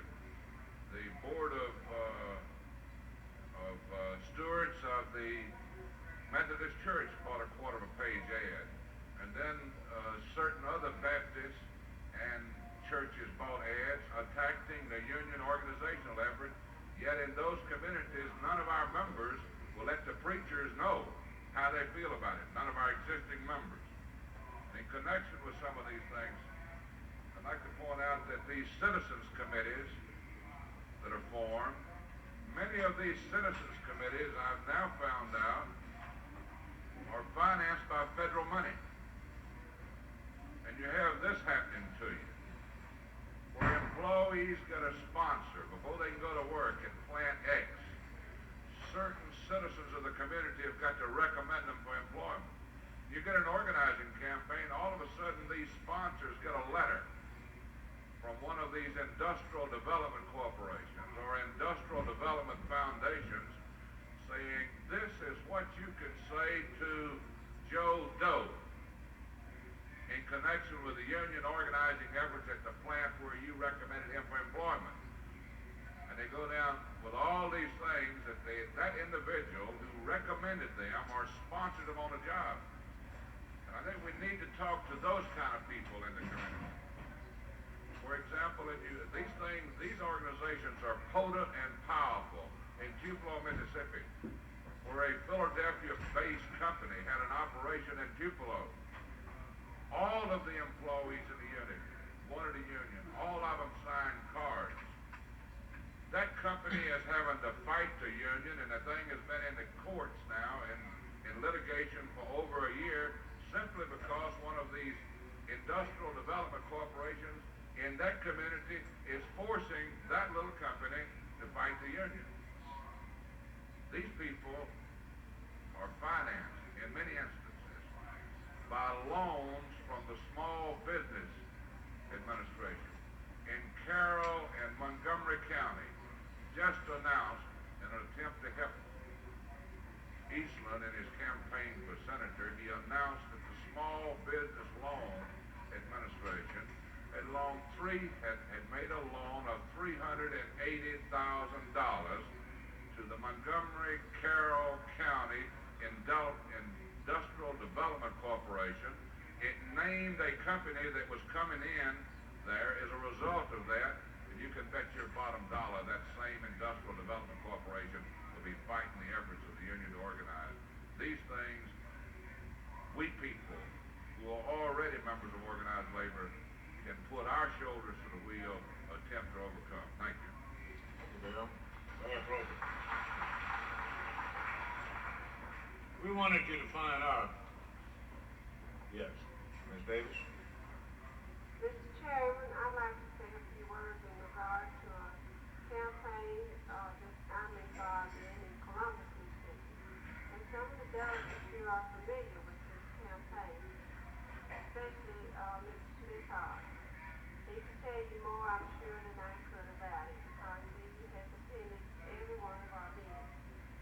Some of you may know that our election was postponed, and we were supposed to vote July the 1st. And this was postponed by the company.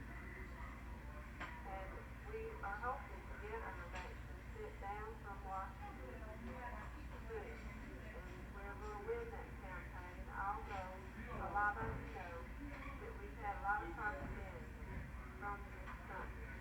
And a lot of it was on Claude and the things that came out of the newspapers. I'd like to say too that we appreciate the stand that the AFL-CIO is taking to help the organizers and getting the unorganized organized. Thank you. Thank you, Ms. Davis.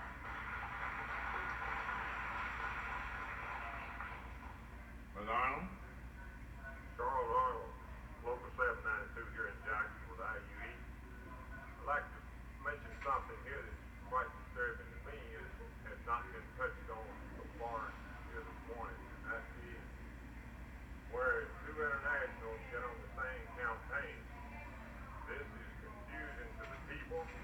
They do not understand this. And I'm not leaving my own international out when I say this. I'd like to see myself better working relation between some of the internationals in this regard. We have had campaigns that I know of where I believe that this is a factor in which the company won. And I think this is detrimental to organizing, and I think each person here in this room today is an organizer in some respects. We have been on a campaign in Canton, Mississippi just recently, and we are helping our international reps up there, and we have helped them in other locations. In fact, our members are more than willing to help organize even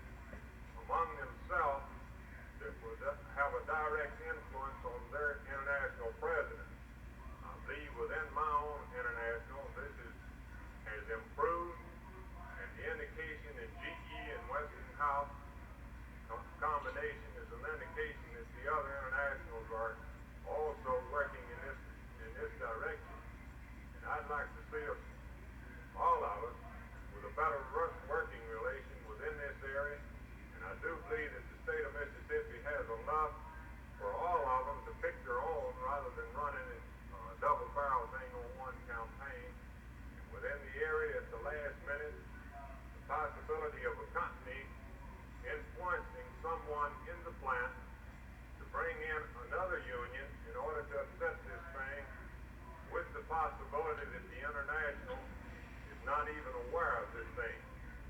So I'm asking, in wholeheartedly support of this resolution, that we do work toward a better relation within that area. Thank you. Thank you, Brother Arnold. Very appropriate. Very appropriate, and I know that the people here in this convention agree with that statement, your statement in its entirety. And I want to let the delegates know here that the members of this local union have done a real job of assisting the unorganized workers in this area. The MPI group know this.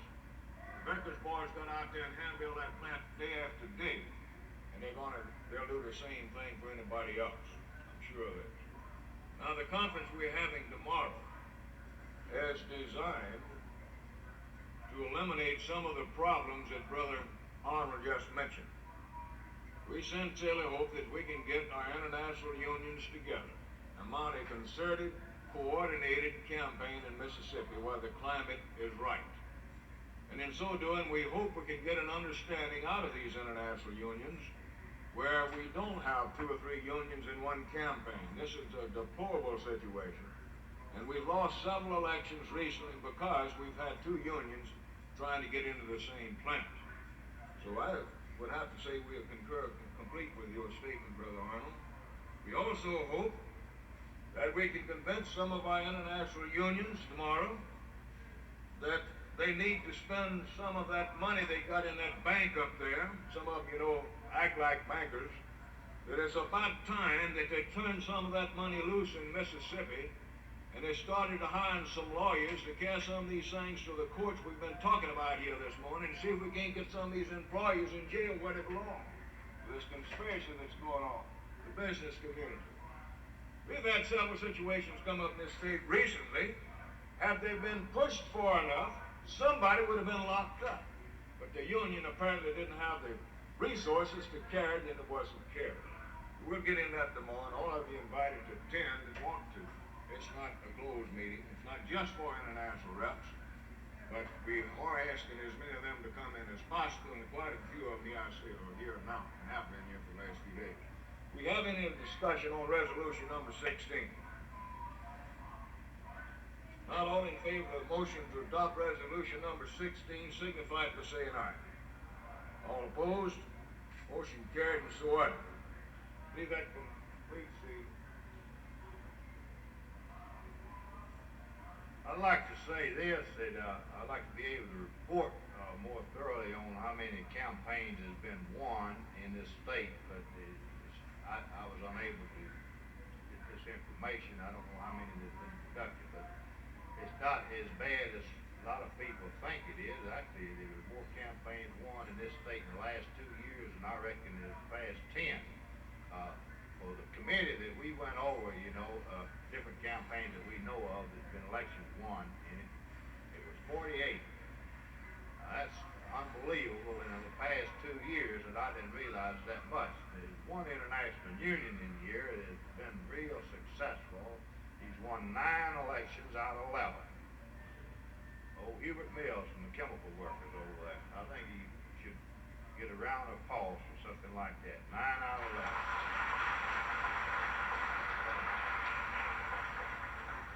There's been several international unions in this state that's won from 1 to 4 elections in the past 2 years. And so 48 elections won is progress, I say, in this state. And I don't think that any other state in the South can come up and match that anyway. Of course, we got a long ways to go. And I think the time is right. If there's ever been a time right in this state to organize, it's today. Brother Smithhart says this completes the business of his committee. Moves that his committee be discharged with the thanks of the convention. We have a discussion on that motion. Not all in favor of the motion signify by saying aye. All opposed? Motion carried and so ordered. Thank you so much, Ray. Let's give him a round of applause.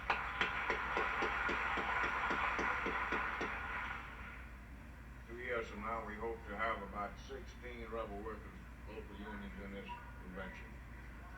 We have good friend Stanton Smith sitting on the podium this morning. As I advised you earlier, we have revised the agenda somewhat in order to get through earlier, if possible, this afternoon. And before I introduce the speaker, I want to advise the newly elected officers and board members that we want them up front here right after Brother Smith's remarks. We have a photographer coming down. We want to get a picture while all of the board members and officers are present. One or two, Brother Jackson especially, has to leave around noon. And we want everybody in this particular picture. So after Brother Smith completes his remarks, I wish you would kindly come up to the front. Stanton Smith is no stranger to many of you. He's been with us at past conventions, addressed the last 2 or 3. He's a Southerner from Tennessee, just north of us, served as president of the Tennessee Labor Council there for a number of years. He is now serving as the coordinator of local and state central bodies working out of the FFL-CIO office in Washington. Stanton has been a real lifesaver for the Mississippi labor movement. A lot of you don't realize this, but the organization is not self-financing. We're being financed by the FFL-CIO. As a matter of fact, 2/3 of my salary comes from the FFL-CIO. And Stanton Smith has been the gentleman that come up with the money. See? And every time we get in the jam, I can always pick up the phone and tell Stanton we're about broke. Well, he says, draw me up another budget. So I have to sit down and work about 3 days on a new budget, show him where we really need the money. So after a while, we finally get some money. One of these days, we're going to get busted before we get that check. Well, at this time, it gives me a great deal of pleasure to present to you Stanton Smith, the coordinator of state and local central body. Brother Smith.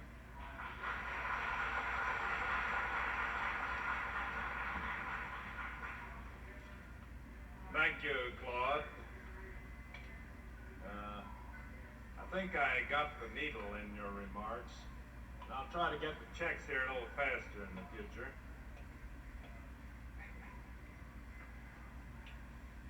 However, I should say that we consider the money well spent. The Mississippi labor movement, the state AFL-CIO, has been making very real and substantial progress.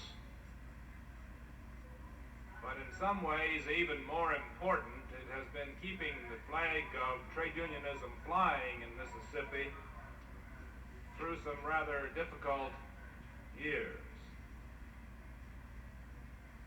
So that we take a great deal of pride in the work that has been done by the loyal members of the labor movement in this state. And we have the complete confidence, full confidence, that the struggles that you have gone through, the struggles that you are now going through, and the struggles and difficulties that you can be sure face you in the future are going to result in the creation of a labor movement in this state which will be second to none. I say that out of many years of contact and association with the labor movement here. I believe I've attended every one of your conventions for the last 15 years, or maybe even longer, back as far as 1949, when I was president of the State Labor Council in Tennessee. And, of course, I know why I'm getting the invitations these days. God wants to make sure that money keeps coming. but I do want to express the appreciation, my appreciation for the very kind invitation to be here. To the fact that I've attended so many of your conventions, and plus the fact that I only have one speech, I'm sure that most of you are getting pretty sick and tired of it by now. So I have decided that I will keep my remarks to a minimum and look forward to the meeting this afternoon and this evening with your executive board. And perhaps we can let our hair down there and talk about some of the problems that we mutually share. However, there are a few things that I would like to say in the few minutes available to me. One of them is that the basic problem of the labor movement in Mississippi is still to establish on a firm and unequivocal basis freedom of the right to organize. So I'm very happy that you're having this conference here tomorrow on the problems of organizing. Because many of the obstacles that have been thrown in the way of the development of the labor movement have held down your organizing efforts in the past. So that it's a real source of gratification to learn of the labor board elections that have been won in this state in the last year and the last 2 years. Because I think that this indicates not only that you're overcoming the obstacles in the path of organizing, but it indicates that you're overcoming some of these other issues which have always beclouded the issue, the main issue of establishing a labor movement which can serve the welfare of the people of Mississippi. So that in a very real sense it's symbolic of the general progress that is being made when we find that you're winning labor board elections in greater numbers than ever before. You know, the labor movement, as all of you I'm sure realize when you stop to think about it, is concerned not just with members of unions, but is concerned with the general welfare of all the people. That we are very much a part of the community in which we live, of the state in which we have citizenship, and in the nation which makes all of these things possible. And we're not interested solely in the welfare of union members, but we're interested in good jobs at good wages for everyone. We're interested in the kind of sound industrial development that will bring not sweatshops to Mississippi, but industries that will pay good wages under good working conditions. And our experience in Mississippi and in other southern states where the appeal to the desire of some industries to secure cheap labor as an inducement to come to those states, out of our experience in that, we have found that the industries generally that pay good wages are not the ones that resist organization in the same degree that the sweatshop industries do, which we have secured largely through this very false appeal. And two, in promoting the general welfare, we find that we can't neglect the role of legislation. I often put the problem this way, that today, in the kind of a complex industrial society that we have in this country, that collective bargaining alone is no longer enough. There are many problems that we can't solve by collective bargaining. For instance, we can't bargain with our employer in order to solve the problem of unemployment. Probably the most basic, fundamental problem that we're faced with in this country. How to solve this problem of continuous unemployment of several million people. This is not the kind of a problem that collective bargaining can solve. Nor can we solve the problems of providing medical care and the means to pay for it for all of our people through collective bargaining. Oh yes, we negotiate health and welfare programs. We negotiate insurance programs. We have medical programs that we negotiate in our collective bargaining contracts. And you know how those work sometimes. For instance, we'll have a surgical fee schedule of, say, a $200 schedule that we've negotiated as part of our health and welfare program, and our members have an operation, and then they get billed on top of what the insurance pays for $50. So the next time we have negotiations, we negotiate a $250 schedule. But we find our members still get billed for $50 on top of the operation. So we negotiate a $300 schedule, and we keep doing this, and we find out after a while, if we're smart, that all we're doing is negotiating pay raises for the doctors. We're not helping our members. And so I say that the whole problem of medical care, providing it and making possible providing the means for paying for it, something that can only be partly met by collective bargaining. And I could go on down the list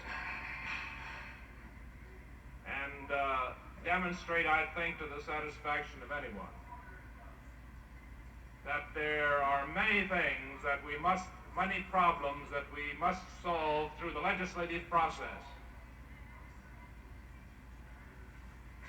You know, we devote a great deal of our time and our money in the headquarters of the AFL-CIO to the legislative activities of the organization. And each month at headquarters we have a meeting of the National Legislative Conference, consisting of the legislative representatives of the AFL-CIO and of all of the international unions who maintain legislative representatives in Washington, in order to coordinate the lobbying activities, if you wish to use that term, of all of the different unions in the Congress. And at these conferences we discuss the status of the major legislative issues and bills that we're concerned with. And I just happen to have before me the report from the meeting of July 11th, just last week, of this National Legislative Conference, on which the various legislative representatives report the status of particular bills. And when you look down the list of the bills that were reported on there, you begin to realize how broad the interests of the labor movement are, how unselfish they are, how concerned the labor movement is with the general welfare, and not with just narrow labor issues. I look at this list and I find such things as the Fair Labor Standards Act, commonly known as the minimum wage law, the wage and hour law. This is not primarily for union members. Most of our members make better than the minimum wage. Generally, union conditions are much above what this law establishes. So when we try to raise the minimum wage, we're really trying to help the unorganized workers to have a better standard of living. And we come on down the list, situs picketing that you've discussed here, the labor management industry promotion programs, reapportionment, the Bank Holding Company Act, wiretapping, housing, urban development, and mass transportation. And I'm skipping over a lot of them. And then we come to one item on unemployment compensation. The Fair Labor Standards Act is concerned with establishing minimum wages and payment of overtime after certain hours of work. That bill has passed the House, under consideration in the Senate, and I think the prospects are very good that we're going to get a pretty good minimum wage amendment through this time. But on unemployment compensation, we're having some real problems. This is the law that's basically state law, but it has certain federal aspects to it.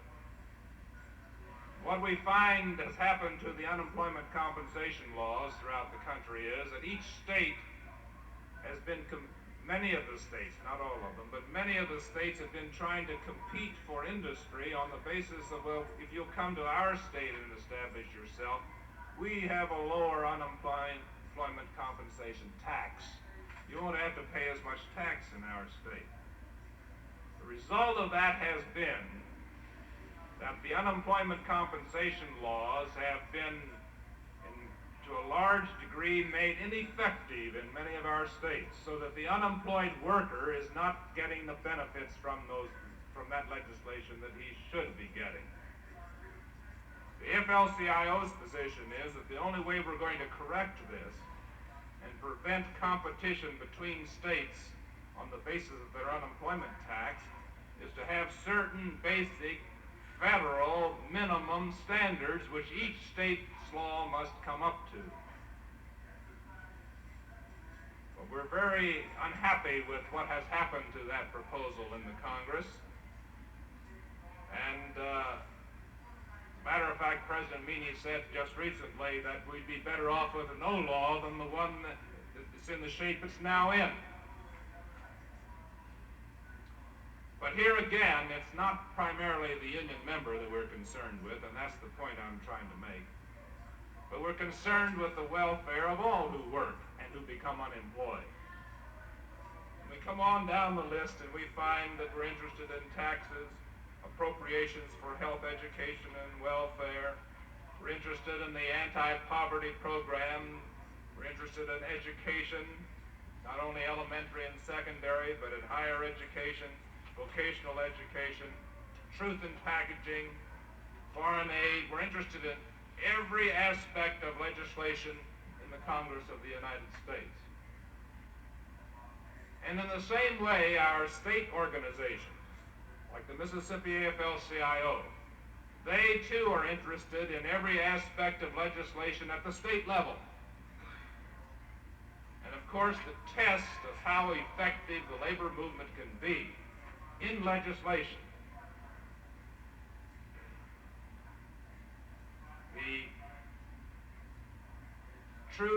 the way in which we're going to achieve these objectives is through the creation and building of strong state AFL-CIOs and local central labor bodies. And that is my particular responsibility with the AFL-CIO. We've been working on this problem, trying to help our state organizations, our local central bodies, trying to strengthen them so that they can more adequately meet the responsibilities that they have in the field of legislation and political education and community relations. And one of the difficult problems that we've had to wrestle with is the whole problem of affiliations. And we have a good many unions in Mississippi that are not giving support to the Mississippi State AFL-CIO and to the local central labor councils in the state. But I'm happy to say that the records show a distinct upward trend, that you're gaining in affiliations. And I think that this is a sign that the hard work that your officers have been doing, the loyal support that you, representing the affiliated organizations in this state, have been giving to those officers. Oh yes, not without your differences, It would be a dead organization if it had no differences. But nevertheless, the kind of leadership and the kind of support that you have given your leaders is beginning to pay off. And we're seeing real progress made in Mississippi, in the Mississippi State AFL-CIO. And I think that the day may even come when we won't have to send that check quite so often, Claude. And I'll be happy to see it, not because we don't want to support you, but because it will mean that you have achieved the ability to stand on your own feet and to support your own program and to carry forward the important work of the labor movement. So I'm very happy to return to Mississippi and hope that I'll have an opportunity to come back to your convention many more times, because I have a real warm affection for the labor movement of this state and a real admiration for the courage that you have displayed through the years under very difficult conditions. So thank you for inviting me, and be assured of our continued support. Thank you, Stanley. We'd like to get one other committee report out of the way, if we could. And then I would suggest that we recess for lunch a little early because of the other group in the convention. This way, maybe you can get in the restrooms before anybody else does, before they get them filled up. If that needs your approval, then we'll get this committee report out of the way, get the board up here and get that picture while the rest of you go get lunch. Is that okay? Okay. Well, at this time, we're going to call on Brother Culliver, the chairman of the audit committee, to receive his report. Thank you, Mr. Chairman. The report of the Audit Committee to the third biennial convention. The financial records were audited by the Audit Committee in accordance with Article 10, Section 10 of the Mississippi AFL-CIO Constitution. The accounts and financial records of the council shall be audited annually by a certified public accountant selected by the president and shall cover the fiscal year from January 1 through December 31 inclusive. The president shall appoint the audit committee to review this audit and make a report to the convention. The executive committee may make more frequent audits or examining of the accounts of the financial records of the Secretary of Treasury at its discretion. If you notice, this report covers the general funds from January 1/64 through December 31/64.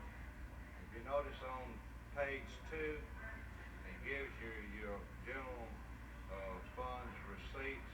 If you turn to page 3, it gives the explanation and disbursement. On page 5, it gives the fiscal year's report from January 1 through January 1/65 through December 31/65. And then the explanation would be on page 7. I'd like to call to your attention on page 6, down at the bottom of the page, the note that the council carries insurance on office equipment and furniture in the amount of $22,000. On page 7 and page 8 gives you your coat. 8 and 9 gives you your coat and legislative fund. And I'd like to tell the Secretary of Treasury that in the completion last night of our dance, we had in excess of expense some $30, which will be transmitted to his office for coat fund. Mr. Chairman, the committee moves the adoption of this report. You heard the committee's report, motion to adopt the audit report. Do we have any discussion? Not all in favor of the motion signify by saying aye. All opposed?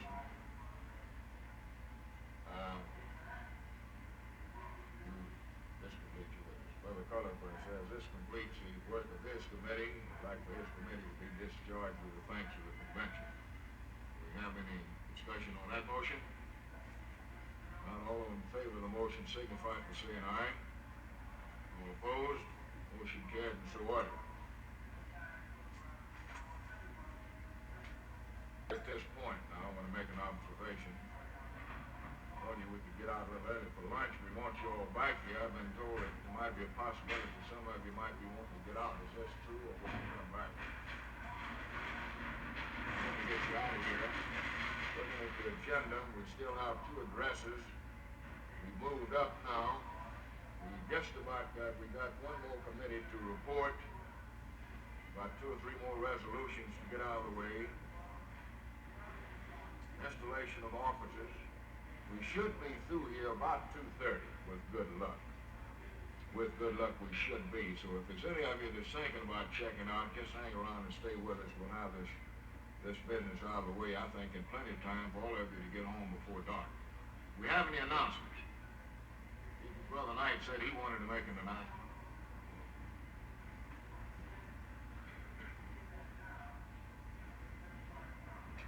First, I would like to ask each of you to please carry that audit report with you. That's one thing that we just assume that the press not get. Now that's your business. That's not the business of John Q. Public. So please don't leave that audit report on the table whatever you do. Now, I know that we've had a rather full schedule here. However, I would like to ask the following people, if they will, and I'm sure there's 1 or 2 or 3 of them, maybe or more, that can't. But I'd like the following people to meet me in Parlor B about 15 minutes or 20 minutes after 1. We're due back here at 1:30. And we can do what we have to do in 10 or 15 minutes. B.R. Upton, Russell McMahon, John Gillespie, James Jackson, Ray Smithart, Bill Stanley, John Erickson, Howard Jones, Bob Starnes, T.L. Niecase, Bill Pilot, Charles Moore, L.D. Clark, T.G. Beckham, E.V. Edwards, George Johnson, Pete Westmoreland, Hubert Mills, B.C. Smith, Bill Edwards, Chuck Newell, C.M. Bowman, and Marvin Taylor. Now some of you may wonder what we're going to do. Well, this group of people includes a group of people that we have asked to serve on a committee which is trying to arrange for a display at the State Fair for the Mississippi AFL-CIO in October here in Jackson. And we've added some people to this list to assist this committee to meet with us because they can be very helpful with us. While they're here, we want to take advantage of just a few minutes to talk to them about this project. So I'd like those people that I call your names to please see me in Parlor B no later than 20 minutes after 1. And it won't take us but just a few minutes. Thank you. Any further announcements? Let me remind the newly elected officers again that we want them all up here on the podium immediately upon adjournment. Looking the program over again, if we can get a hold of the Mr. Winter, the state treasurer, get him out here a little early, we could come back about 1:15 and save that much time. So let me suggest to you that instead of 1:30, you plan to be back here at 1:15. And we'll save 15 more minutes. And if possible, we'll have the state treasurer here to make his address 15 minutes early. Disagreeable? 1:15 instead of 1:30. Any other announcements? Not the convention will stand recess until 1:15.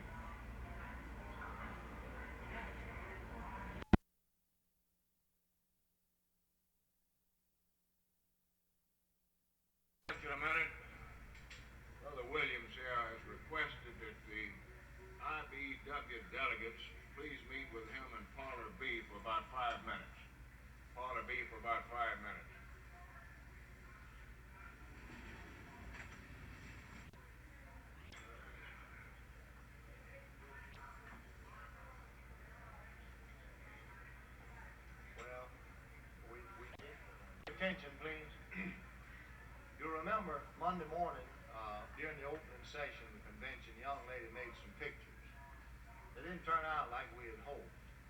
understand she's called the ones that developed them some pretty ugly names since that time. She apologized for the way they look. However, we have them on the table back there. And if you would like to have one to keep fleas off of your dog, why, they'd be $1.50 each.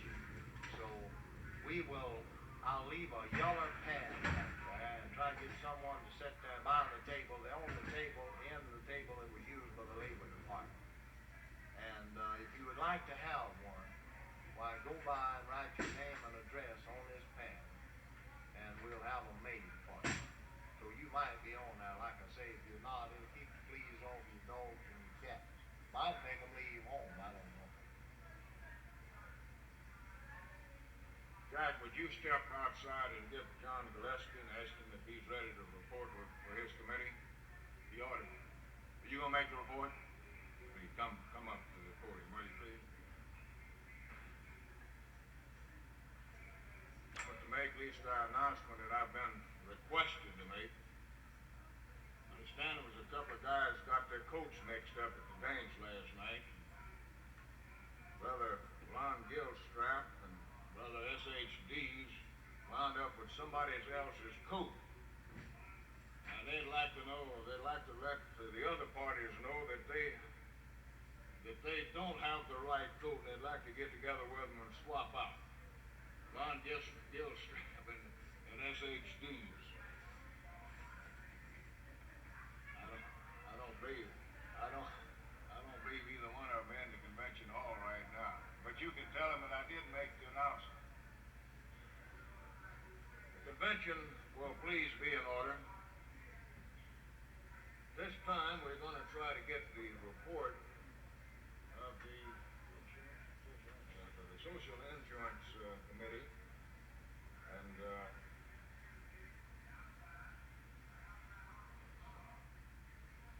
Brother Porter Broom, the vice chairman of that committee, will give the committee's report. Brother Gilstrap is in a meeting right now. Brother Broom.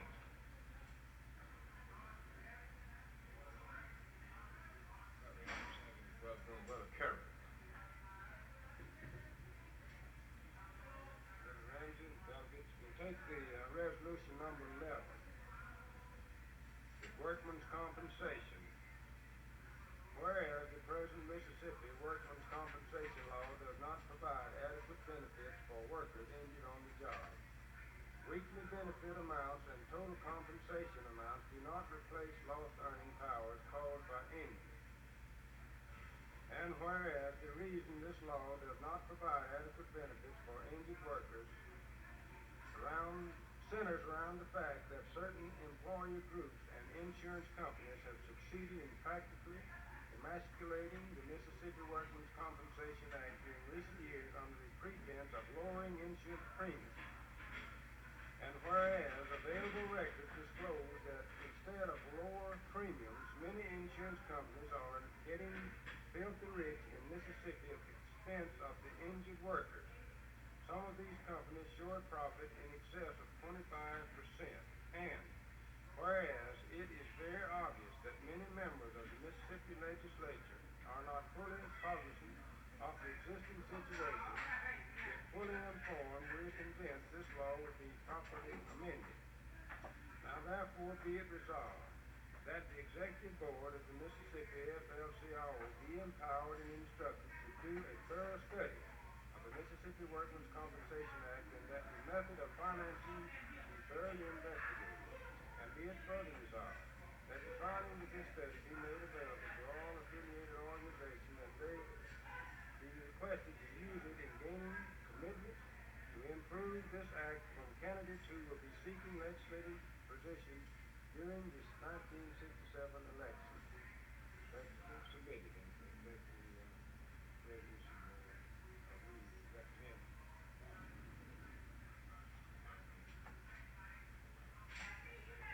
You've heard the committee's report that resolution number 11 be adopted. Do you have any discussion on that motion? Not all in favor of the motion signify by saying aye. All opposed? Motion carried and so ordered.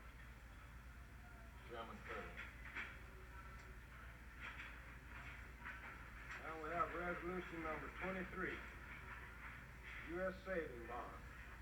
Whereas America depends on Americans to protect our heritage of freedom, we of the Mississippi AFL-CIO have supported the purchase of United States saving bonds during periods of relative peace as well as in times of strife. Today, as in the past, U.S. saving bonds are an investment in our nation's might at a time when our freedom is being tested by those who would enslave the world. Whereas, the true reward in purchasing U.S. saving bonds at this time in our history comes with the knowledge that we cannot contribute directly to the battle against those who would use aggression to destroy the rights of the people of South Vietnam. And whereas, we of the Mississippi AFL-CIO applaud the added value given to U.S. saving bonds since the recent increase in the interest rate from 3.75% to 4.15%, compounded semi-annually when held to maturity. This makes them an even more rewarding purchase. And whereas this year marks the 25th anniversary of the U.S. saving bond program, we as members of the Mississippi AFL-CIO have fully endorsed the program because we believe it to be both right and a patriotic duty. And whereas, as a result, more than 8 million wage earners, most of them union members, are saving regularly through the U.S. Saving Bond Payroll Saving Plan. Now therefore be it resolved that this third biennial convention of the Mississippi AFL-CIO pledges to give full support to a renewed drive urging all Americans to take advantage of the United States Saving Bond Program to strengthen our nation in its fight for freedom and to help secure the financial future of Americans who buy them. Respectfully submitted, CWA Local 3511. We recommend adoption. You've heard the committee's recommendation to adopt resolution number 23. Do we have any discussion on the motion? Not all in favor of the motion, signify by saying aye. All opposed? Motion carried and so ordered.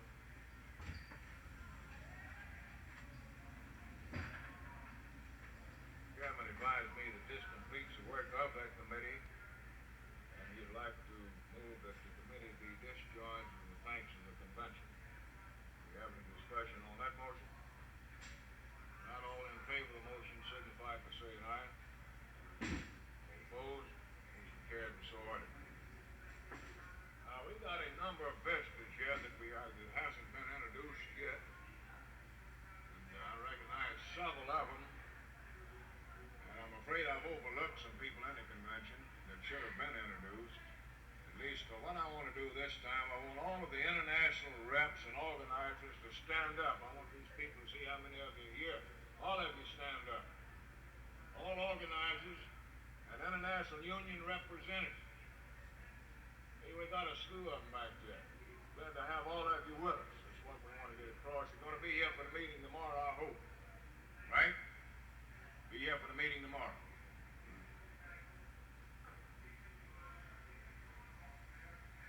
Well, there's more than that here, but I see several of them.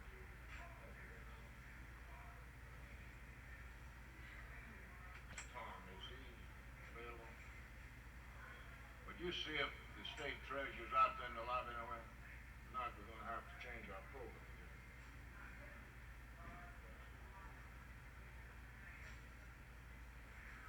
Something, we have completed the acting on the resolutions.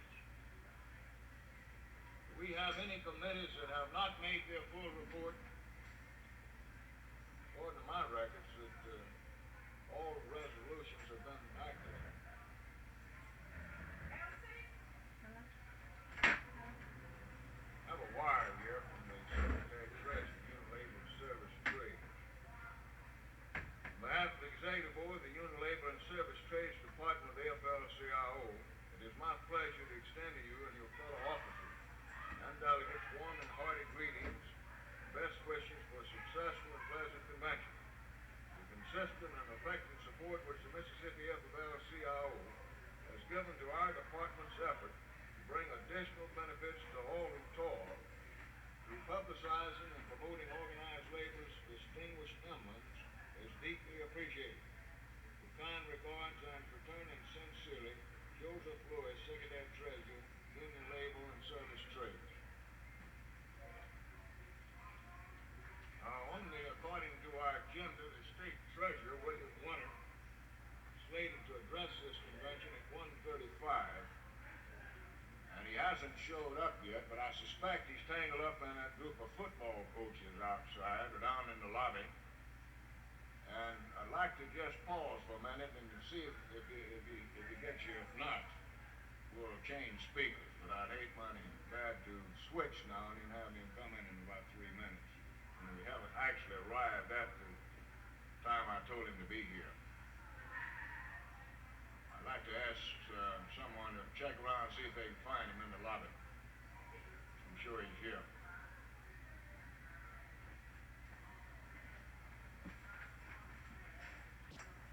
Don't see.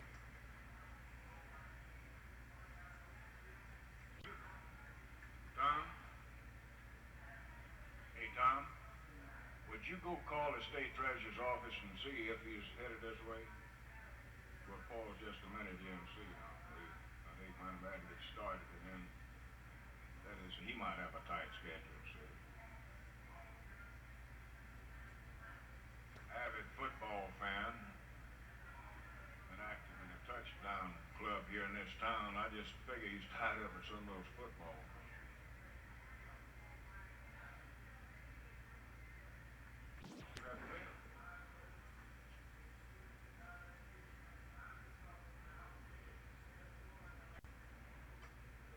Please come to order.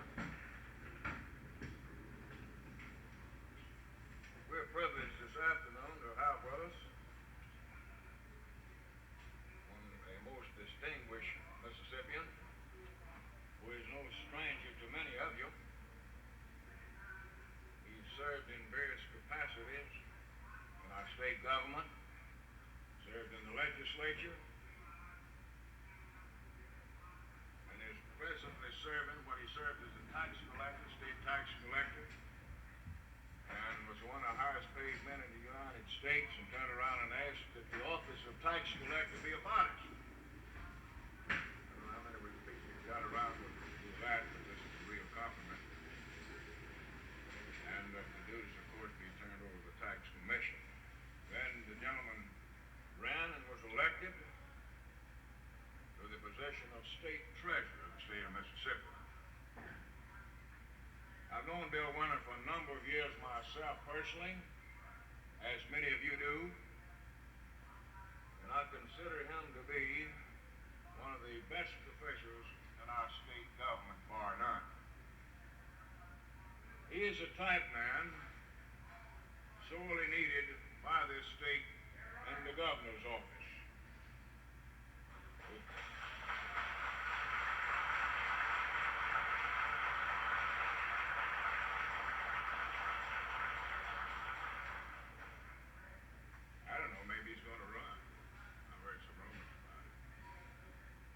Maybe he'll tell you this afternoon what he's going to do. A lot of people's interested in knowing what he's going to do. But I'm sincere in this statement that with the leadership of a man such as Bill Winter, we'd get this state out of the rut in a hurry. It gives me a great deal of pleasure, ladies and gentlemen, to present to you your state treasurer, William Winter.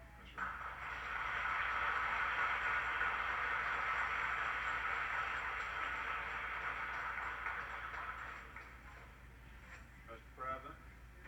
Ladies and gentlemen, my fellow Mississippians and other friends, I appreciate the invitation that you have extended me to say a few words here today, and I'm a little bit taken aback by the length of time that you have allocated to me. I hope you didn't mean that you are expecting to listen to me for 30 minutes, because I don't intend to talk 30 minutes. I can say all that I know in a video less time than that, and I know that you can listen to me a lot less time than that, too. So as much as I appreciate the invitation, I'm not going to try to express my appreciation by saying how long a speech I can make. As a matter of fact, I'm not even sure what I ought to try to say here today. I have followed in the press the reports of the addresses that you've heard, and I'm not sure that I can add anything. But since you have invited me, I'm delighted to be here, and I shall not do what Dr. Einstein, Dr. Albert Einstein, the noted scientist, is reported to have done on one occasion. He was invited up to Swarthmore College in Pennsylvania to make an address. Was introduced in terms, if this is possible, even more glowing and complimentary than your president has introduced me, and I'm grateful to him for his kind words. And Dr. Einstein stood up and said, thank you very much, but I have nothing to say, and sat down. Well, he realized that he had shaken up his audience there, so he stood up again, and he said, but when I do have something to say, I'll let you know. I'm not going to take any chances. You've invited me here today, and I shall have my say whether or not it's worth saying. As I said a minute ago, I'm not sure what my role should be. I'm a little bit confused about what I should try to talk about. I'm not quite as confused as the gentleman from up in North Mississippi that maybe some of you heard about, who got on the train, the Panama Limited up in Chicago a while back, and as he got on the train, he said to the porter there in the car, he said, now, I'm going to Jackson, Mississippi. He said, I want you to get me off in time for me to get off down there at 6 o'clock in the morning. And he said, I need to tell you one other thing. He said, I'm kind of hard to wake up, and you may just have to push me off the train. Well, the porter assured him that he would get him off the train in Jackson at 6 o'clock the next morning. To make a long story short, he woke up and he was down on the other side of Brookhaven. He'd missed his stop in Jackson. He was considerably upset about it. And so he put on his clothes and he went out and he found the porter, and he had a hard time restraining himself. The porter was not able to offer any explanation of why he didn't get him off the train. Well, the man in disgust just finally turned and walked away. Well, there was another porter standing nearby, hoping to be sympathetic. He went over to his friend. He said, you know, I believe that's the maddest man I ever saw. And this porter said, yeah, he was mad, but I don't believe he's mad as that man I put off in Jackson a while ago. Now, I'm not quite that confused. But it is a little bit difficult to know what subjects have been covered and what I should try to cover. I want to talk a little bit today about a subject, though, that I think we are on common ground on. And that is, as Mississippians, and I want to talk as a Mississippian to you, my fellow Mississippians. A reasonable goal that we can set for ourselves here in this state. Now, I sit up, thanks to your kindness and your expression of confidence at the ballot box. I sit there in the state treasurer's office in the state capitol. And I see a lot of money to me, a lot of money flowing into the state treasury, and by the same token, a lot of money flowing out. Over $500 million a year now to operate the government of the state of Mississippi. It's now taking considerably more than $1 million a day for the state to meet its commitment in its ever-increasing field of activity. This is a lot more money than the state of Mississippi has ever spent before. But the point is we still have so much left to do. And as fast as we're growing and as far as we have come, we are still running and maintaining a relative position that is not too much better than it was a few years ago. this is a matter, it seems to me, of our establishing some priorities for this state. We don't have any money-making machine up there in the treasurer's office. There are times when I wish we did. We can't rush out and print up a batch of bills and pay the state's debts. The only money-making machine that we have in Mississippi is the people of Mississippi. And the ability of the state of Mississippi to meet its commitments in its varied fields, in education and public health and highways and all of the rest. The ability of the state government to sustain itself rests on the productivity of the people of this state. It's as simple as that. We hear a lot about states' rights, local self-government. We politicians like to get out on the stump on the 4th of July and tell how strong we are for both of them. And they're fine concepts of government. But they're concepts of government that are capable of having any real meaning only as we are able to meet our responsibilities here in the state of Mississippi. And the only way that we're going to meet our responsibilities is through the increasing productivity of the people of this state.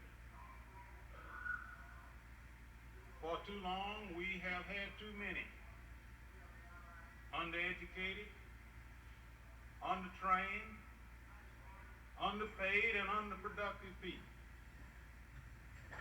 And the whole state has suffered as a result of it.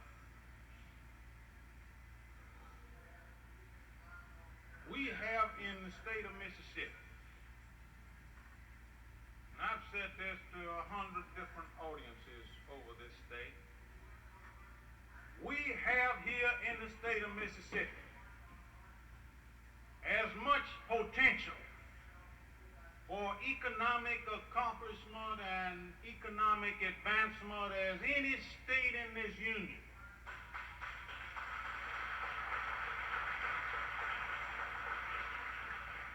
If we will just get our sights up a little bit. We have been so busy looking back over our shoulders to see who was behind us. Satchel Paige used to say, don't never look back, somebody might be gaining on you. We've been either looking back over our shoulders or looking down at the ground right in front of us, that we have missed the vision of the kind of state that we can have. But the key to it, and the only key to it, is in our ability to develop more productive people and have here in the state more opportunities to use the productivity, the increased productivity of the people. And I'm talking about all the people. This is the key to our ability to compete as a state. And after all, Mississippi is just one of 50 states in direct competition with 49 other states for people, for jobs, for economic opportunities, for the good life that people are looking for themselves and their families. And our ability to compete lies in our ability to provide the basis on which people will want to live here. And be assured that here in Mississippi they will be able to find for themselves and their families the good things that every person aspires to in this life.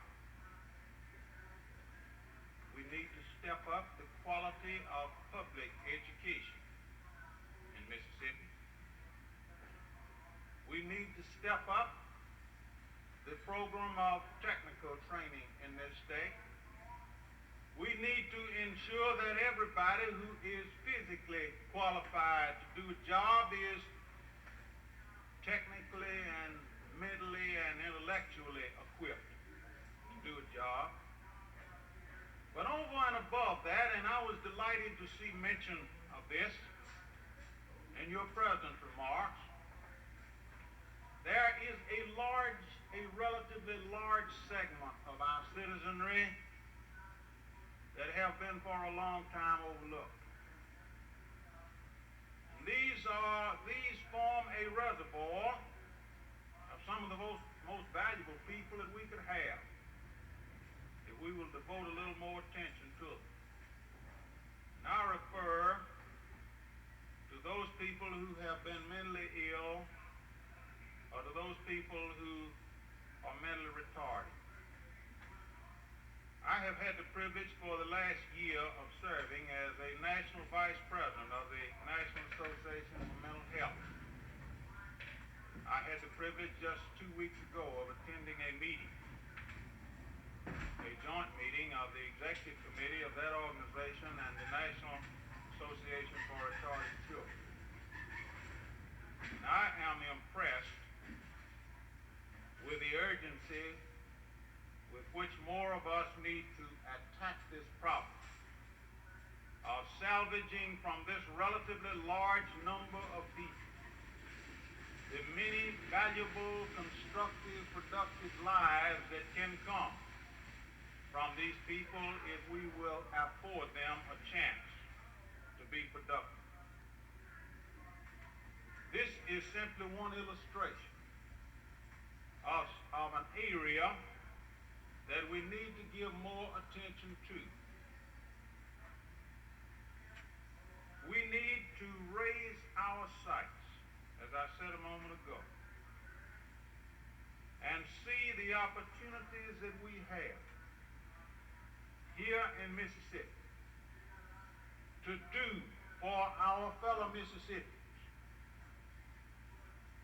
the kind of job in enabling them to compete effectively in this complicated late 20th century with our fellow Americans.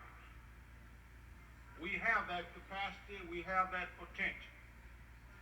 It's up to more of us to use our influence, to use our understanding, our good sense, to cause some of our fellow Mississippians who have trouble perhaps understanding some of these priorities and some of these choices to understand. Mississippi doesn't have any problems. Mississippi does not have any problems that intelligent, responsible, resourceful, and dedicated people cannot solve. They're not automatically going to be solved. They're going to be solved only as enough of us take the time and the trouble and the concern to see to it that they are solved and on a basis that will inure to the benefit of the whole state and not just a few. So that's one reason I'm delighted to be here today. I feel as if in this audience, I see in you, ladies and gentlemen, who have a vision of this kind of state that we're capable of having. I'm sick and tired. I'll be frank with you. I'm sick and tired of seeing Mississippi bring up the rear in so many areas of human achievement. I'm sick and tired of having people in other sections of the country seem to look down their noses at us. And our reaction to this attitude should not be and must not be one of defensiveness, must not be one of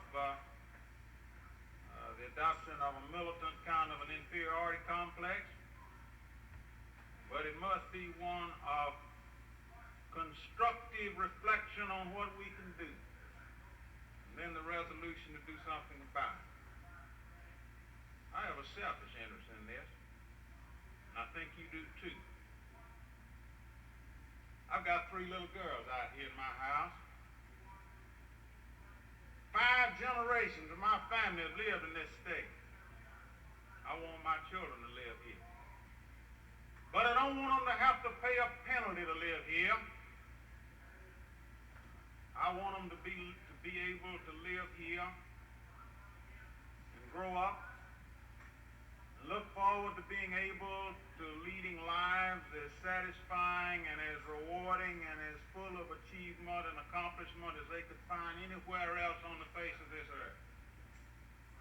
That's the kind of state I want for my children. And that's the kind of state I think you want for yours. And that's the kind of state we're capable of having. If enough of us with the good sense and the responsibility and the perseverance and dedication will see to it that is accomplished. Let me thank you for affording me the privilege and the pleasure of being with you here this afternoon. Thank you so much.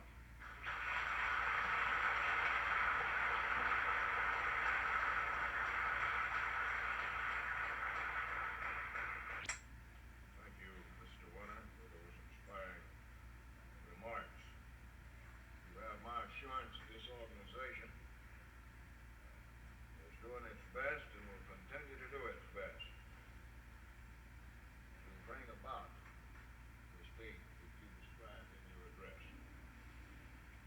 We don't think it's going to be too long before we have such a state. It's always good to have you with us, Bill. We'd like to invite you to hang around and spend a little time with us if you can. This is the closing day of our convention. We won't be in session too much longer. But we'd still like to ask you to stay around if you can for the remainder of the day. Now, as you note on the agenda, we have William L. Kircher, Director of the Organizing Department, scheduled to address the convention at this time. I received a call from Mr. Kircher yesterday in the great strike situation in California, who I'm sure most of you have been reading about, has broke loose. It looks like there's an opportunity to sew that situation up out there from an organizing point of view. He advised me he would not be able to come, but he did send his top assistant to address the convention. And he will be with us tomorrow in our conference on organizing. Mr. Alan Kistler from Washington. Gives me a great deal of pleasure to present him to you at this time. Mr. Kistler.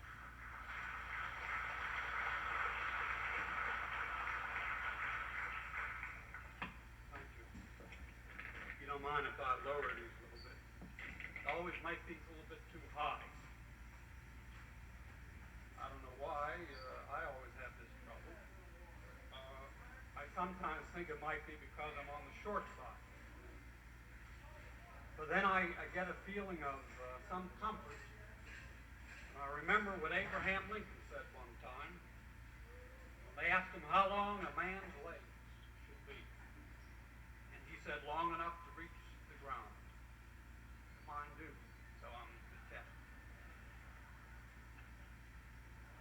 I do want to express Bill Kircher's regrets at his inability to be here today. The plight of the migrant farm workers is one that has touched the heart of every sensitive person in the United States. It seems that in California, for the first time in years, that those workers may be on the verge of accomplishing a goal that they have held for many years. That is the goal of joining the ranks of organized labor. Bill Kircher is out there helping them achieve that goal. And he asked me to express his personal regrets, to say that he knew that as trade unionists, he would agree with him that his place today is with those workers. I'm happy to be able to come here in person, express on behalf of our department our regional staff, Lige Williams and Bob Starnes, and their field representatives, and in my own name, our appreciation to this state organization for the contribution it has made to the trade union movement.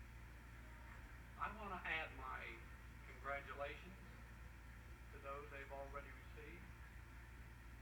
President Claude Ramsey, Secretary Tom Knight, to their board members on their election. I want to say also that the real congratulations belong not to Claude Ramsey, Tom Knight, or the board members, but to the unions in Mississippi, to the union members in Mississippi, and to the workers, union and non-union, in Mississippi, because they are the ones to be congratulated on the continuation of the quality of union leadership that this state organization provides in Mississippi. You know, it's a great thing, Claude, I know that Stanton Smith, who spoke earlier today, would agree with me. It's a great thing to go around the country and visit with state councils and local central bodies who have accomplished wonderful things, who play a very important role in the lives of their communities and states. Some of those central bodies carry on programs in many fields that cannot help but win admiration from all sides. And I don't mean to take away from that. But you know, it's one thing to be able to accomplish results when you have a large membership. Some of those local central bodies have as many as 750,000 members. That represents a lot of resources, a lot of manpower. And they should accomplish great results. But it's quite another matter for a state organization with your resources and with the problems you've had to accomplish what you have. That deserves recognition.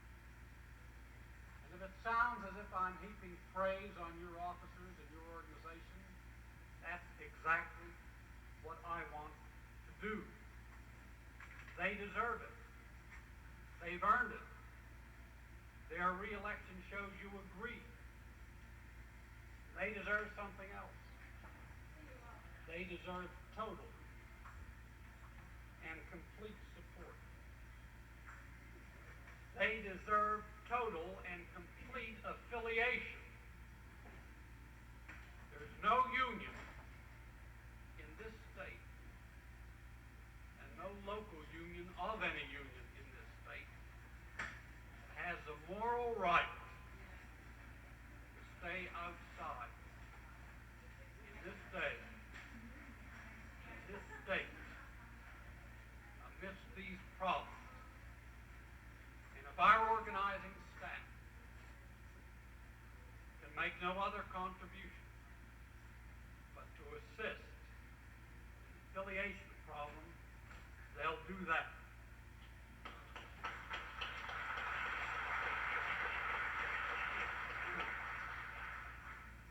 Now this morning, as I listened to your previous speakers and your discussions, I noticed the way the subject of organizing kept coming up. That's not surprising. That's the way it should be. That's the way it must be. Because no matter what your area of concern may be, whether it's legislative, whether it's political action, community activity, or collective bargaining, there is a relationship between what you can do and how strong you are numerically. Your growth lack of it, affects every one of those programs. And at the same time, your activity in every one of these fields affects your growth problem. Now, it's just a common sense judgment that there is this relationship between the chances of growth for your union and the condition of the labor movement in your state.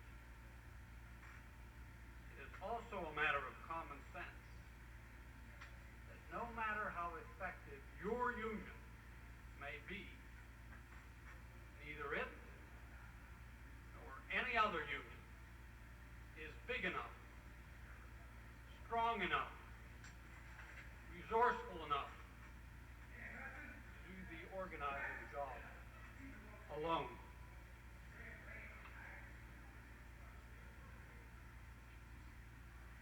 I've heard this morning references to your recent showing on NLRB elections, so I won't go into that for the last 2 years.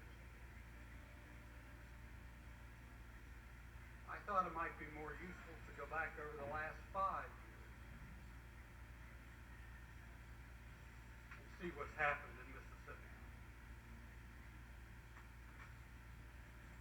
In the last 5 years, there have been 155 NLRB elections conducted in Mississippi. Unions won 90 of them for a 58% victory margin, winning bargaining rights for over 7,000 people. There were 25 unions involved in those elections, and they took place in approximately 50 cities in the state.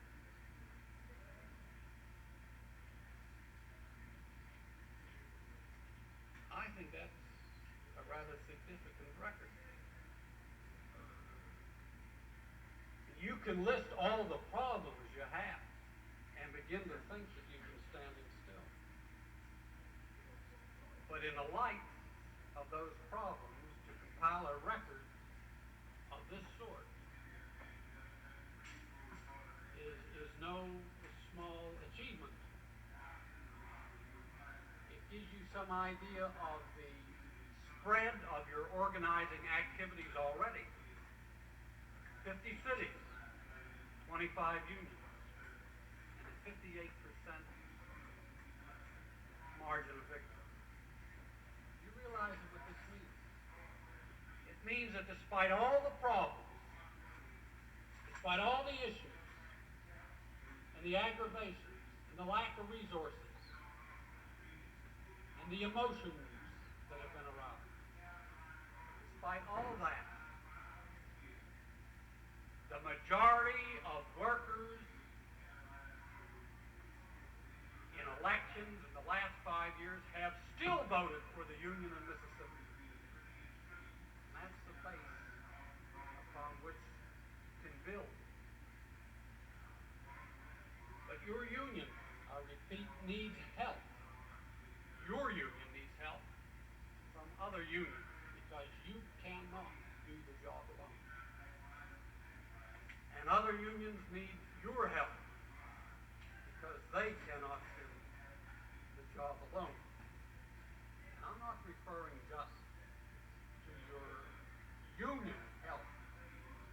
I am referring to your individual, personal assistance in organizing. Unless those who are already in the family organized labor get in and help, the organizing job in Mississippi is not going to be done. It has to be done under direction, of course. You need more than enthusiasm. You need some knowledge. You don't want to be in the position of the people in Nebraska I heard about recently. Farmers up there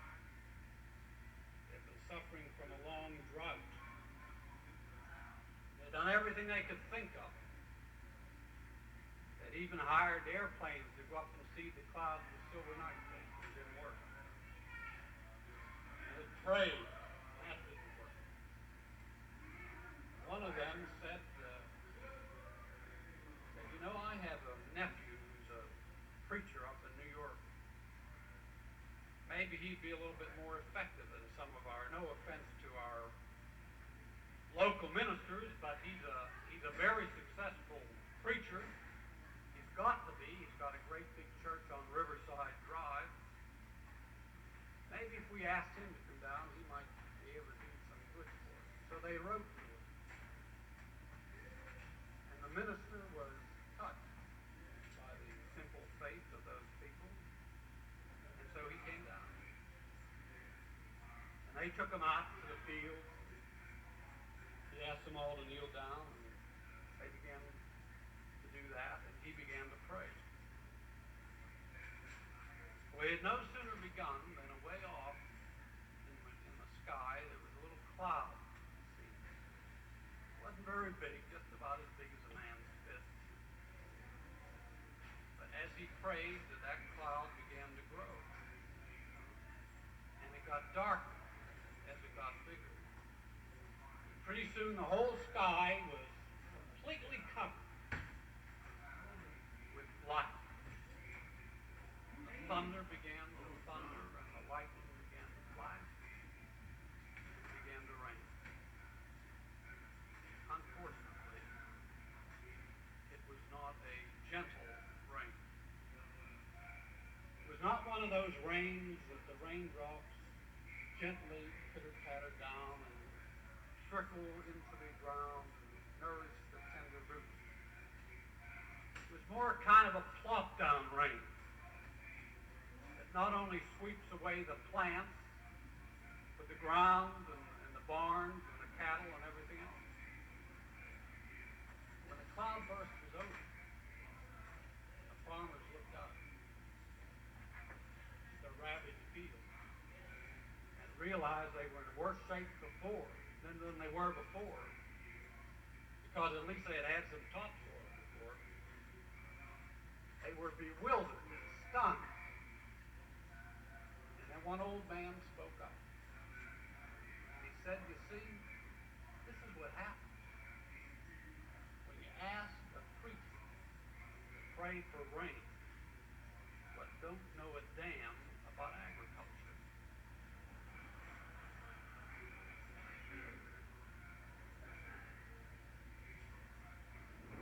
So in organizing, you do need a little bit more than good intentions. You have to have some knowledgeability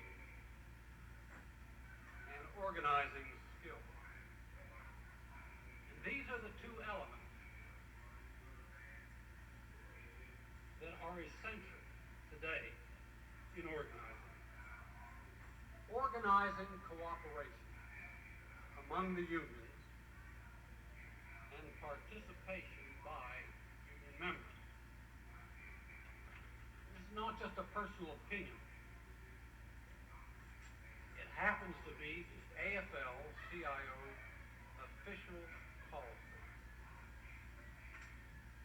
If you examine the resolutions passed by the AFL-CIO convention last December in San Francisco, and 2 years before that, you will see that the resolution on organizing spells out very clearly two things. That today's organizing requirements are such that two ingredients must be present. Cooperative organizing under AFL-CIO sponsorship and the use of volunteers in organizing. There are such programs underway in Los Angeles, in Baltimore, Iowa, Rochester, New York, state of Maine, Philadelphia, Pennsylvania, Atlanta, Georgia. Cooperative organizing programs where the unions pool their resources, their manpower, their know-how, their membership, with the use of dedicated volunteer organizers, are today winning elections that they could never win before, causing an impact on the NLRB statistics so that all kinds of records are being broken. They work. The question is, can it work in Mississippi? We think it can. We're having an organizing conference tomorrow. We hope that the groundwork for that kind of program will be laid in Mississippi. The next problem is, will it be done? The answer reminds me of another story, which is supposed to be a true story of a very wise man in medieval Europe, a Jewish rabbi who was highly revered and respected throughout the whole Jewish world, not only for his wisdom, but for his penetrating insight in the problem. He was so clever in connecting things and reaching conclusions from them that many people thought he could read the future. There was a young man who rather resented the fact that this old fella had such respect, and he decided to put him on the spot and show him up. So one day when he was surrounded, the rabbi, with his many disciples, this young man stood on the edge of the group, and he called out to him, "Rabbi, I would like to put a question to you." The rabbi asked him what his question was. He said, "Rabbi, in my hand, I have a bird, a sparrow. The question is it alive or is it dead?" Now, what a predicament. You see, if the rabbi said it's alive, and it were, just a quick pressure, the bird would be dead. If he said it's dead, and it were not, all he'd have to do would be to open it, and the bird would fly away. The old man looked at the hand very carefully. Then he said, "The answer to the question lies in your hand."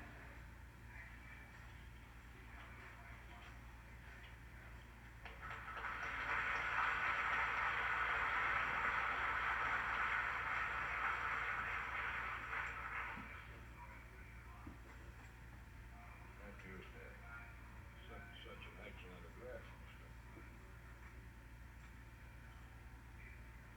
I'm going to my schedule here. We only have one other item of business to take care of, and I guess it's the obligation of officers. I'd ask the board now, all of the board, to come up to the podium, take seats behind me. And, just about to the point to install officers. Brother Smith, would you please come up, please? All members of the executive board, please come up front.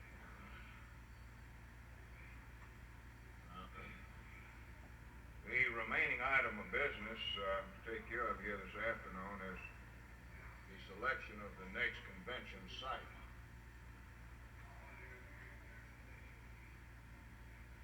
The policy in the past has been the convention usually refer this matter to the executive board, refers it to the executive board for consideration. But if the convention at this time would like to select the convention site, I'd certainly entertain a motion in that direction. Mrs. Coleman? I don't have a motion for the convention site. Wait I a have second. another motion.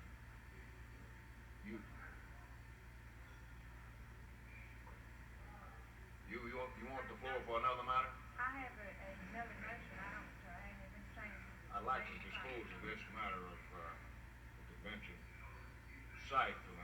convention. As I pointed out, it's been customary for the board to handle this, but the convention refers it to the board. This is what has been done, and I will entertain a motion to this effect if someone will offer it. If you want to name it now, that's the subject before you. Since I'm here, I'll be happy to make that motion. You offer the motion that the matter of selecting the next convention site be referred to the executive board? Do we have a second to that motion? All in favor of the motion signify by saying aye. All opposed? Motion carried and so ordered. Ms. Culliver, you have a matter you want to discuss? Yes, I'm Ursula Culliver from local 3511 Jackson, Mississippi. Would you get up to the mic a little I think closer? it's a little low for me. Maybe you pull it up a little bit, might be a little better. Somebody go around and help over that microphone. Can you hear me? I'm Ursula Culliver from local 3511 CWJ in Jackson, and I wish to make a motion. In view of the fact that the full-time officers of the Mississippi AFL-CIO have not had a change in their compensation, this convention urges the newly elected executive board to review the present compensation and give favorable consideration to take necessary action to increase the compensation wherever possible to the full-time officers that we elected yesterday.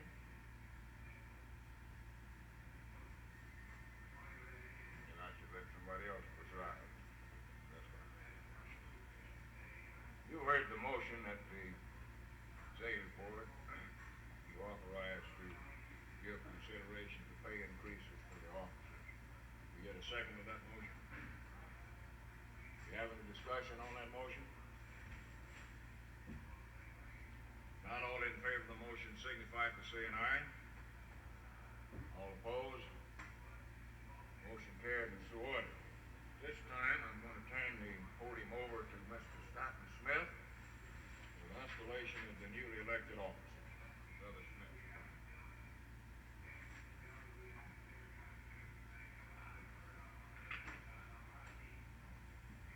Going to ask that the members of the audience please rise. The newly elected officers and members of the executive board please rise. And those of you who have been elected to positions of responsibility in this organization will raise your right hand and repeat after me using your name where I use mine. I, Stanton Smith, do hereby promise to faithfully perform the duties of the office to which I have been elected, to the best of my ability, and to the benefit and honor of the Mississippi AFL-CIO. And in the event of resignation or removal from office, or at the expiration of my term, I promise to deliver to my successor all property in my possession belonging to this council. I further promise to protect and defend the American Federation of Labor and Congress of Industrial Organizations during my term of office. Thank you, and you may be seated. I hereby declare the newly elected officers and members of the executive board to be fully installed and competent to assume their responsibilities for the next 2 years. And I would like to emphasize that the welfare and future of this organization has been placed in your hands, and you have a responsibility to discharge not only to the affiliated unions, but to the membership of the labor movement of this state.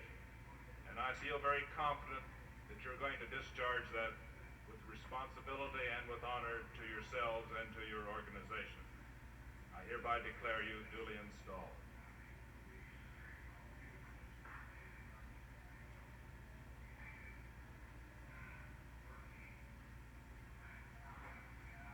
Gentlemen, I just want to say that certainly appreciate the confidence that's been placed in me again, more than you know. The job I hold is a tremendous job. I think all of you know this. We're in a changing period in our state. The past 2 years have probably been the most crucial years faced by Mississippi since the war between the states. And it hasn't been easy to carry on your path for the last 2 years. I assure you of that. And I know you recognize this. And certainly we made mistakes down the road because we were trying to do something. Those mistakes were honest when we made them. I want you to know that. Now, I want to tell you a little bit about the situation we had 2 years ago. You remember 2 years ago, the pot was boiling. People were all disturbed about a petition that the FLCL had filed with the Federal Communications Commission against the renewal of a license for WLBT Channel 3 here in the city of Jackson. I can report to you here today that that petition got the job done. That TV station has now changed management, and that they have an excellent program, and that they are given the affairs of labor proper news coverage. Bill Schnitzler didn't know it the other day, but that was that TV station that filmed that speech that he made here, Channel 3. And this was all that we were after. Some people misunderstood and thought we were trying to put the TV station out of business. This is not true. All we wanted was a decent television station that would give us a fair shake, and today we're getting that fair shake because we went to the FCC with this complaint. I don't know how many of you been listening to the radio for the last few days. The station's affiliate, WJDX, that station has been saluting the state FLCIO on their salute program every morning. How many of you heard it? Haven't been many of you up early enough to listen to it, I don't reckon. But you can be assured that a number of other people throughout this state's been hearing it. This in itself is quite an accomplishment when you really get down to what this station was doing to us 2 years ago. Don't you think so? In addition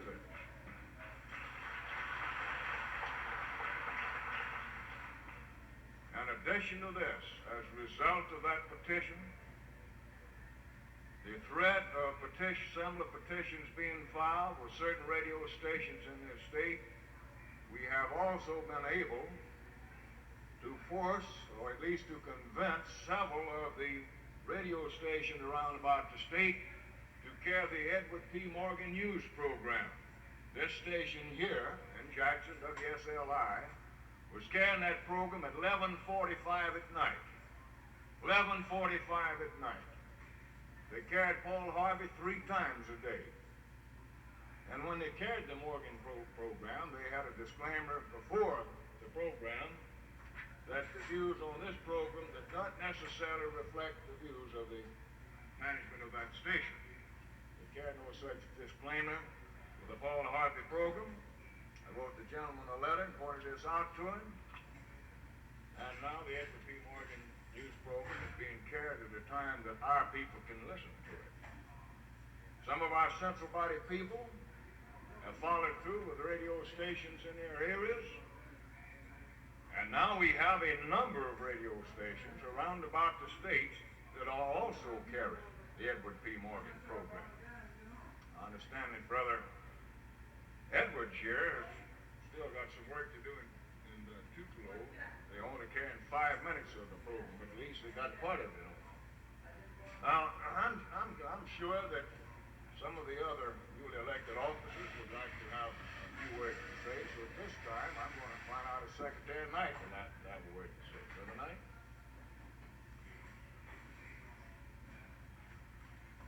Mr. President, officers, I don't really have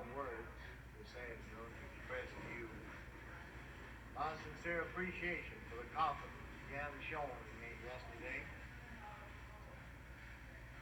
I won't promise you this afternoon that during the next 2 years that I'll do and say everything that you would agree with. I won't promise you that what I will say and do will be right. But I'll promise you one thing.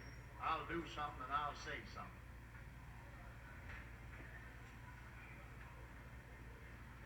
Before I make the other remarks I want to make, I want to take this opportunity also. I know the President has already thanked the committees that worked so faithfully throughout the convention, but I feel that I should add something to that with reference to the Credentials and Registration Committee. I want to thank Brother Smith, who has already left because he had to, and the girls and fellows who assisted us with the registration out there, because that's a tough job. And also a number of other people who have assisted us as we have tried to do our chores during this convention. I only wish that I had the time to discuss with each of you the problems in each area. I've had an opportunity to talk to a few of you. Others haven't had a chance to do anything to speak to. Maybe some haven't had a chance to shake hands with. But certainly, I wish it had been possible. Now I want to say this to you. And I say this as sincerely as I know how. The next 2 years are not going to be easy. And I have one thing I want to ask you. And I'm speaking from experience that we've had in the past. There's going to be things said on television, on radio. You're going to see things in print, in the newspaper, and on scandal sheets spread over the state of Mississippi about what Claude Ramsey or what I said or done, or what the executive board or council of this organization has said and done. Now I want you to listen very carefully. Now I know that some of these things is going to create excitement, to say the least, and stir up the dander of some of the members of some of our unions in the state of Mississippi, just as sure as we live and breathe right now. Now, in the past, when controversies came up, the first thing that some of the members, the leaders of some of the locals did was to give a statement to television or radio or some goggle-eyed, stupid newspaper. And away we go. Now, my friends, my dear friends, you can stop this. You can stop this. You can put these people in their places.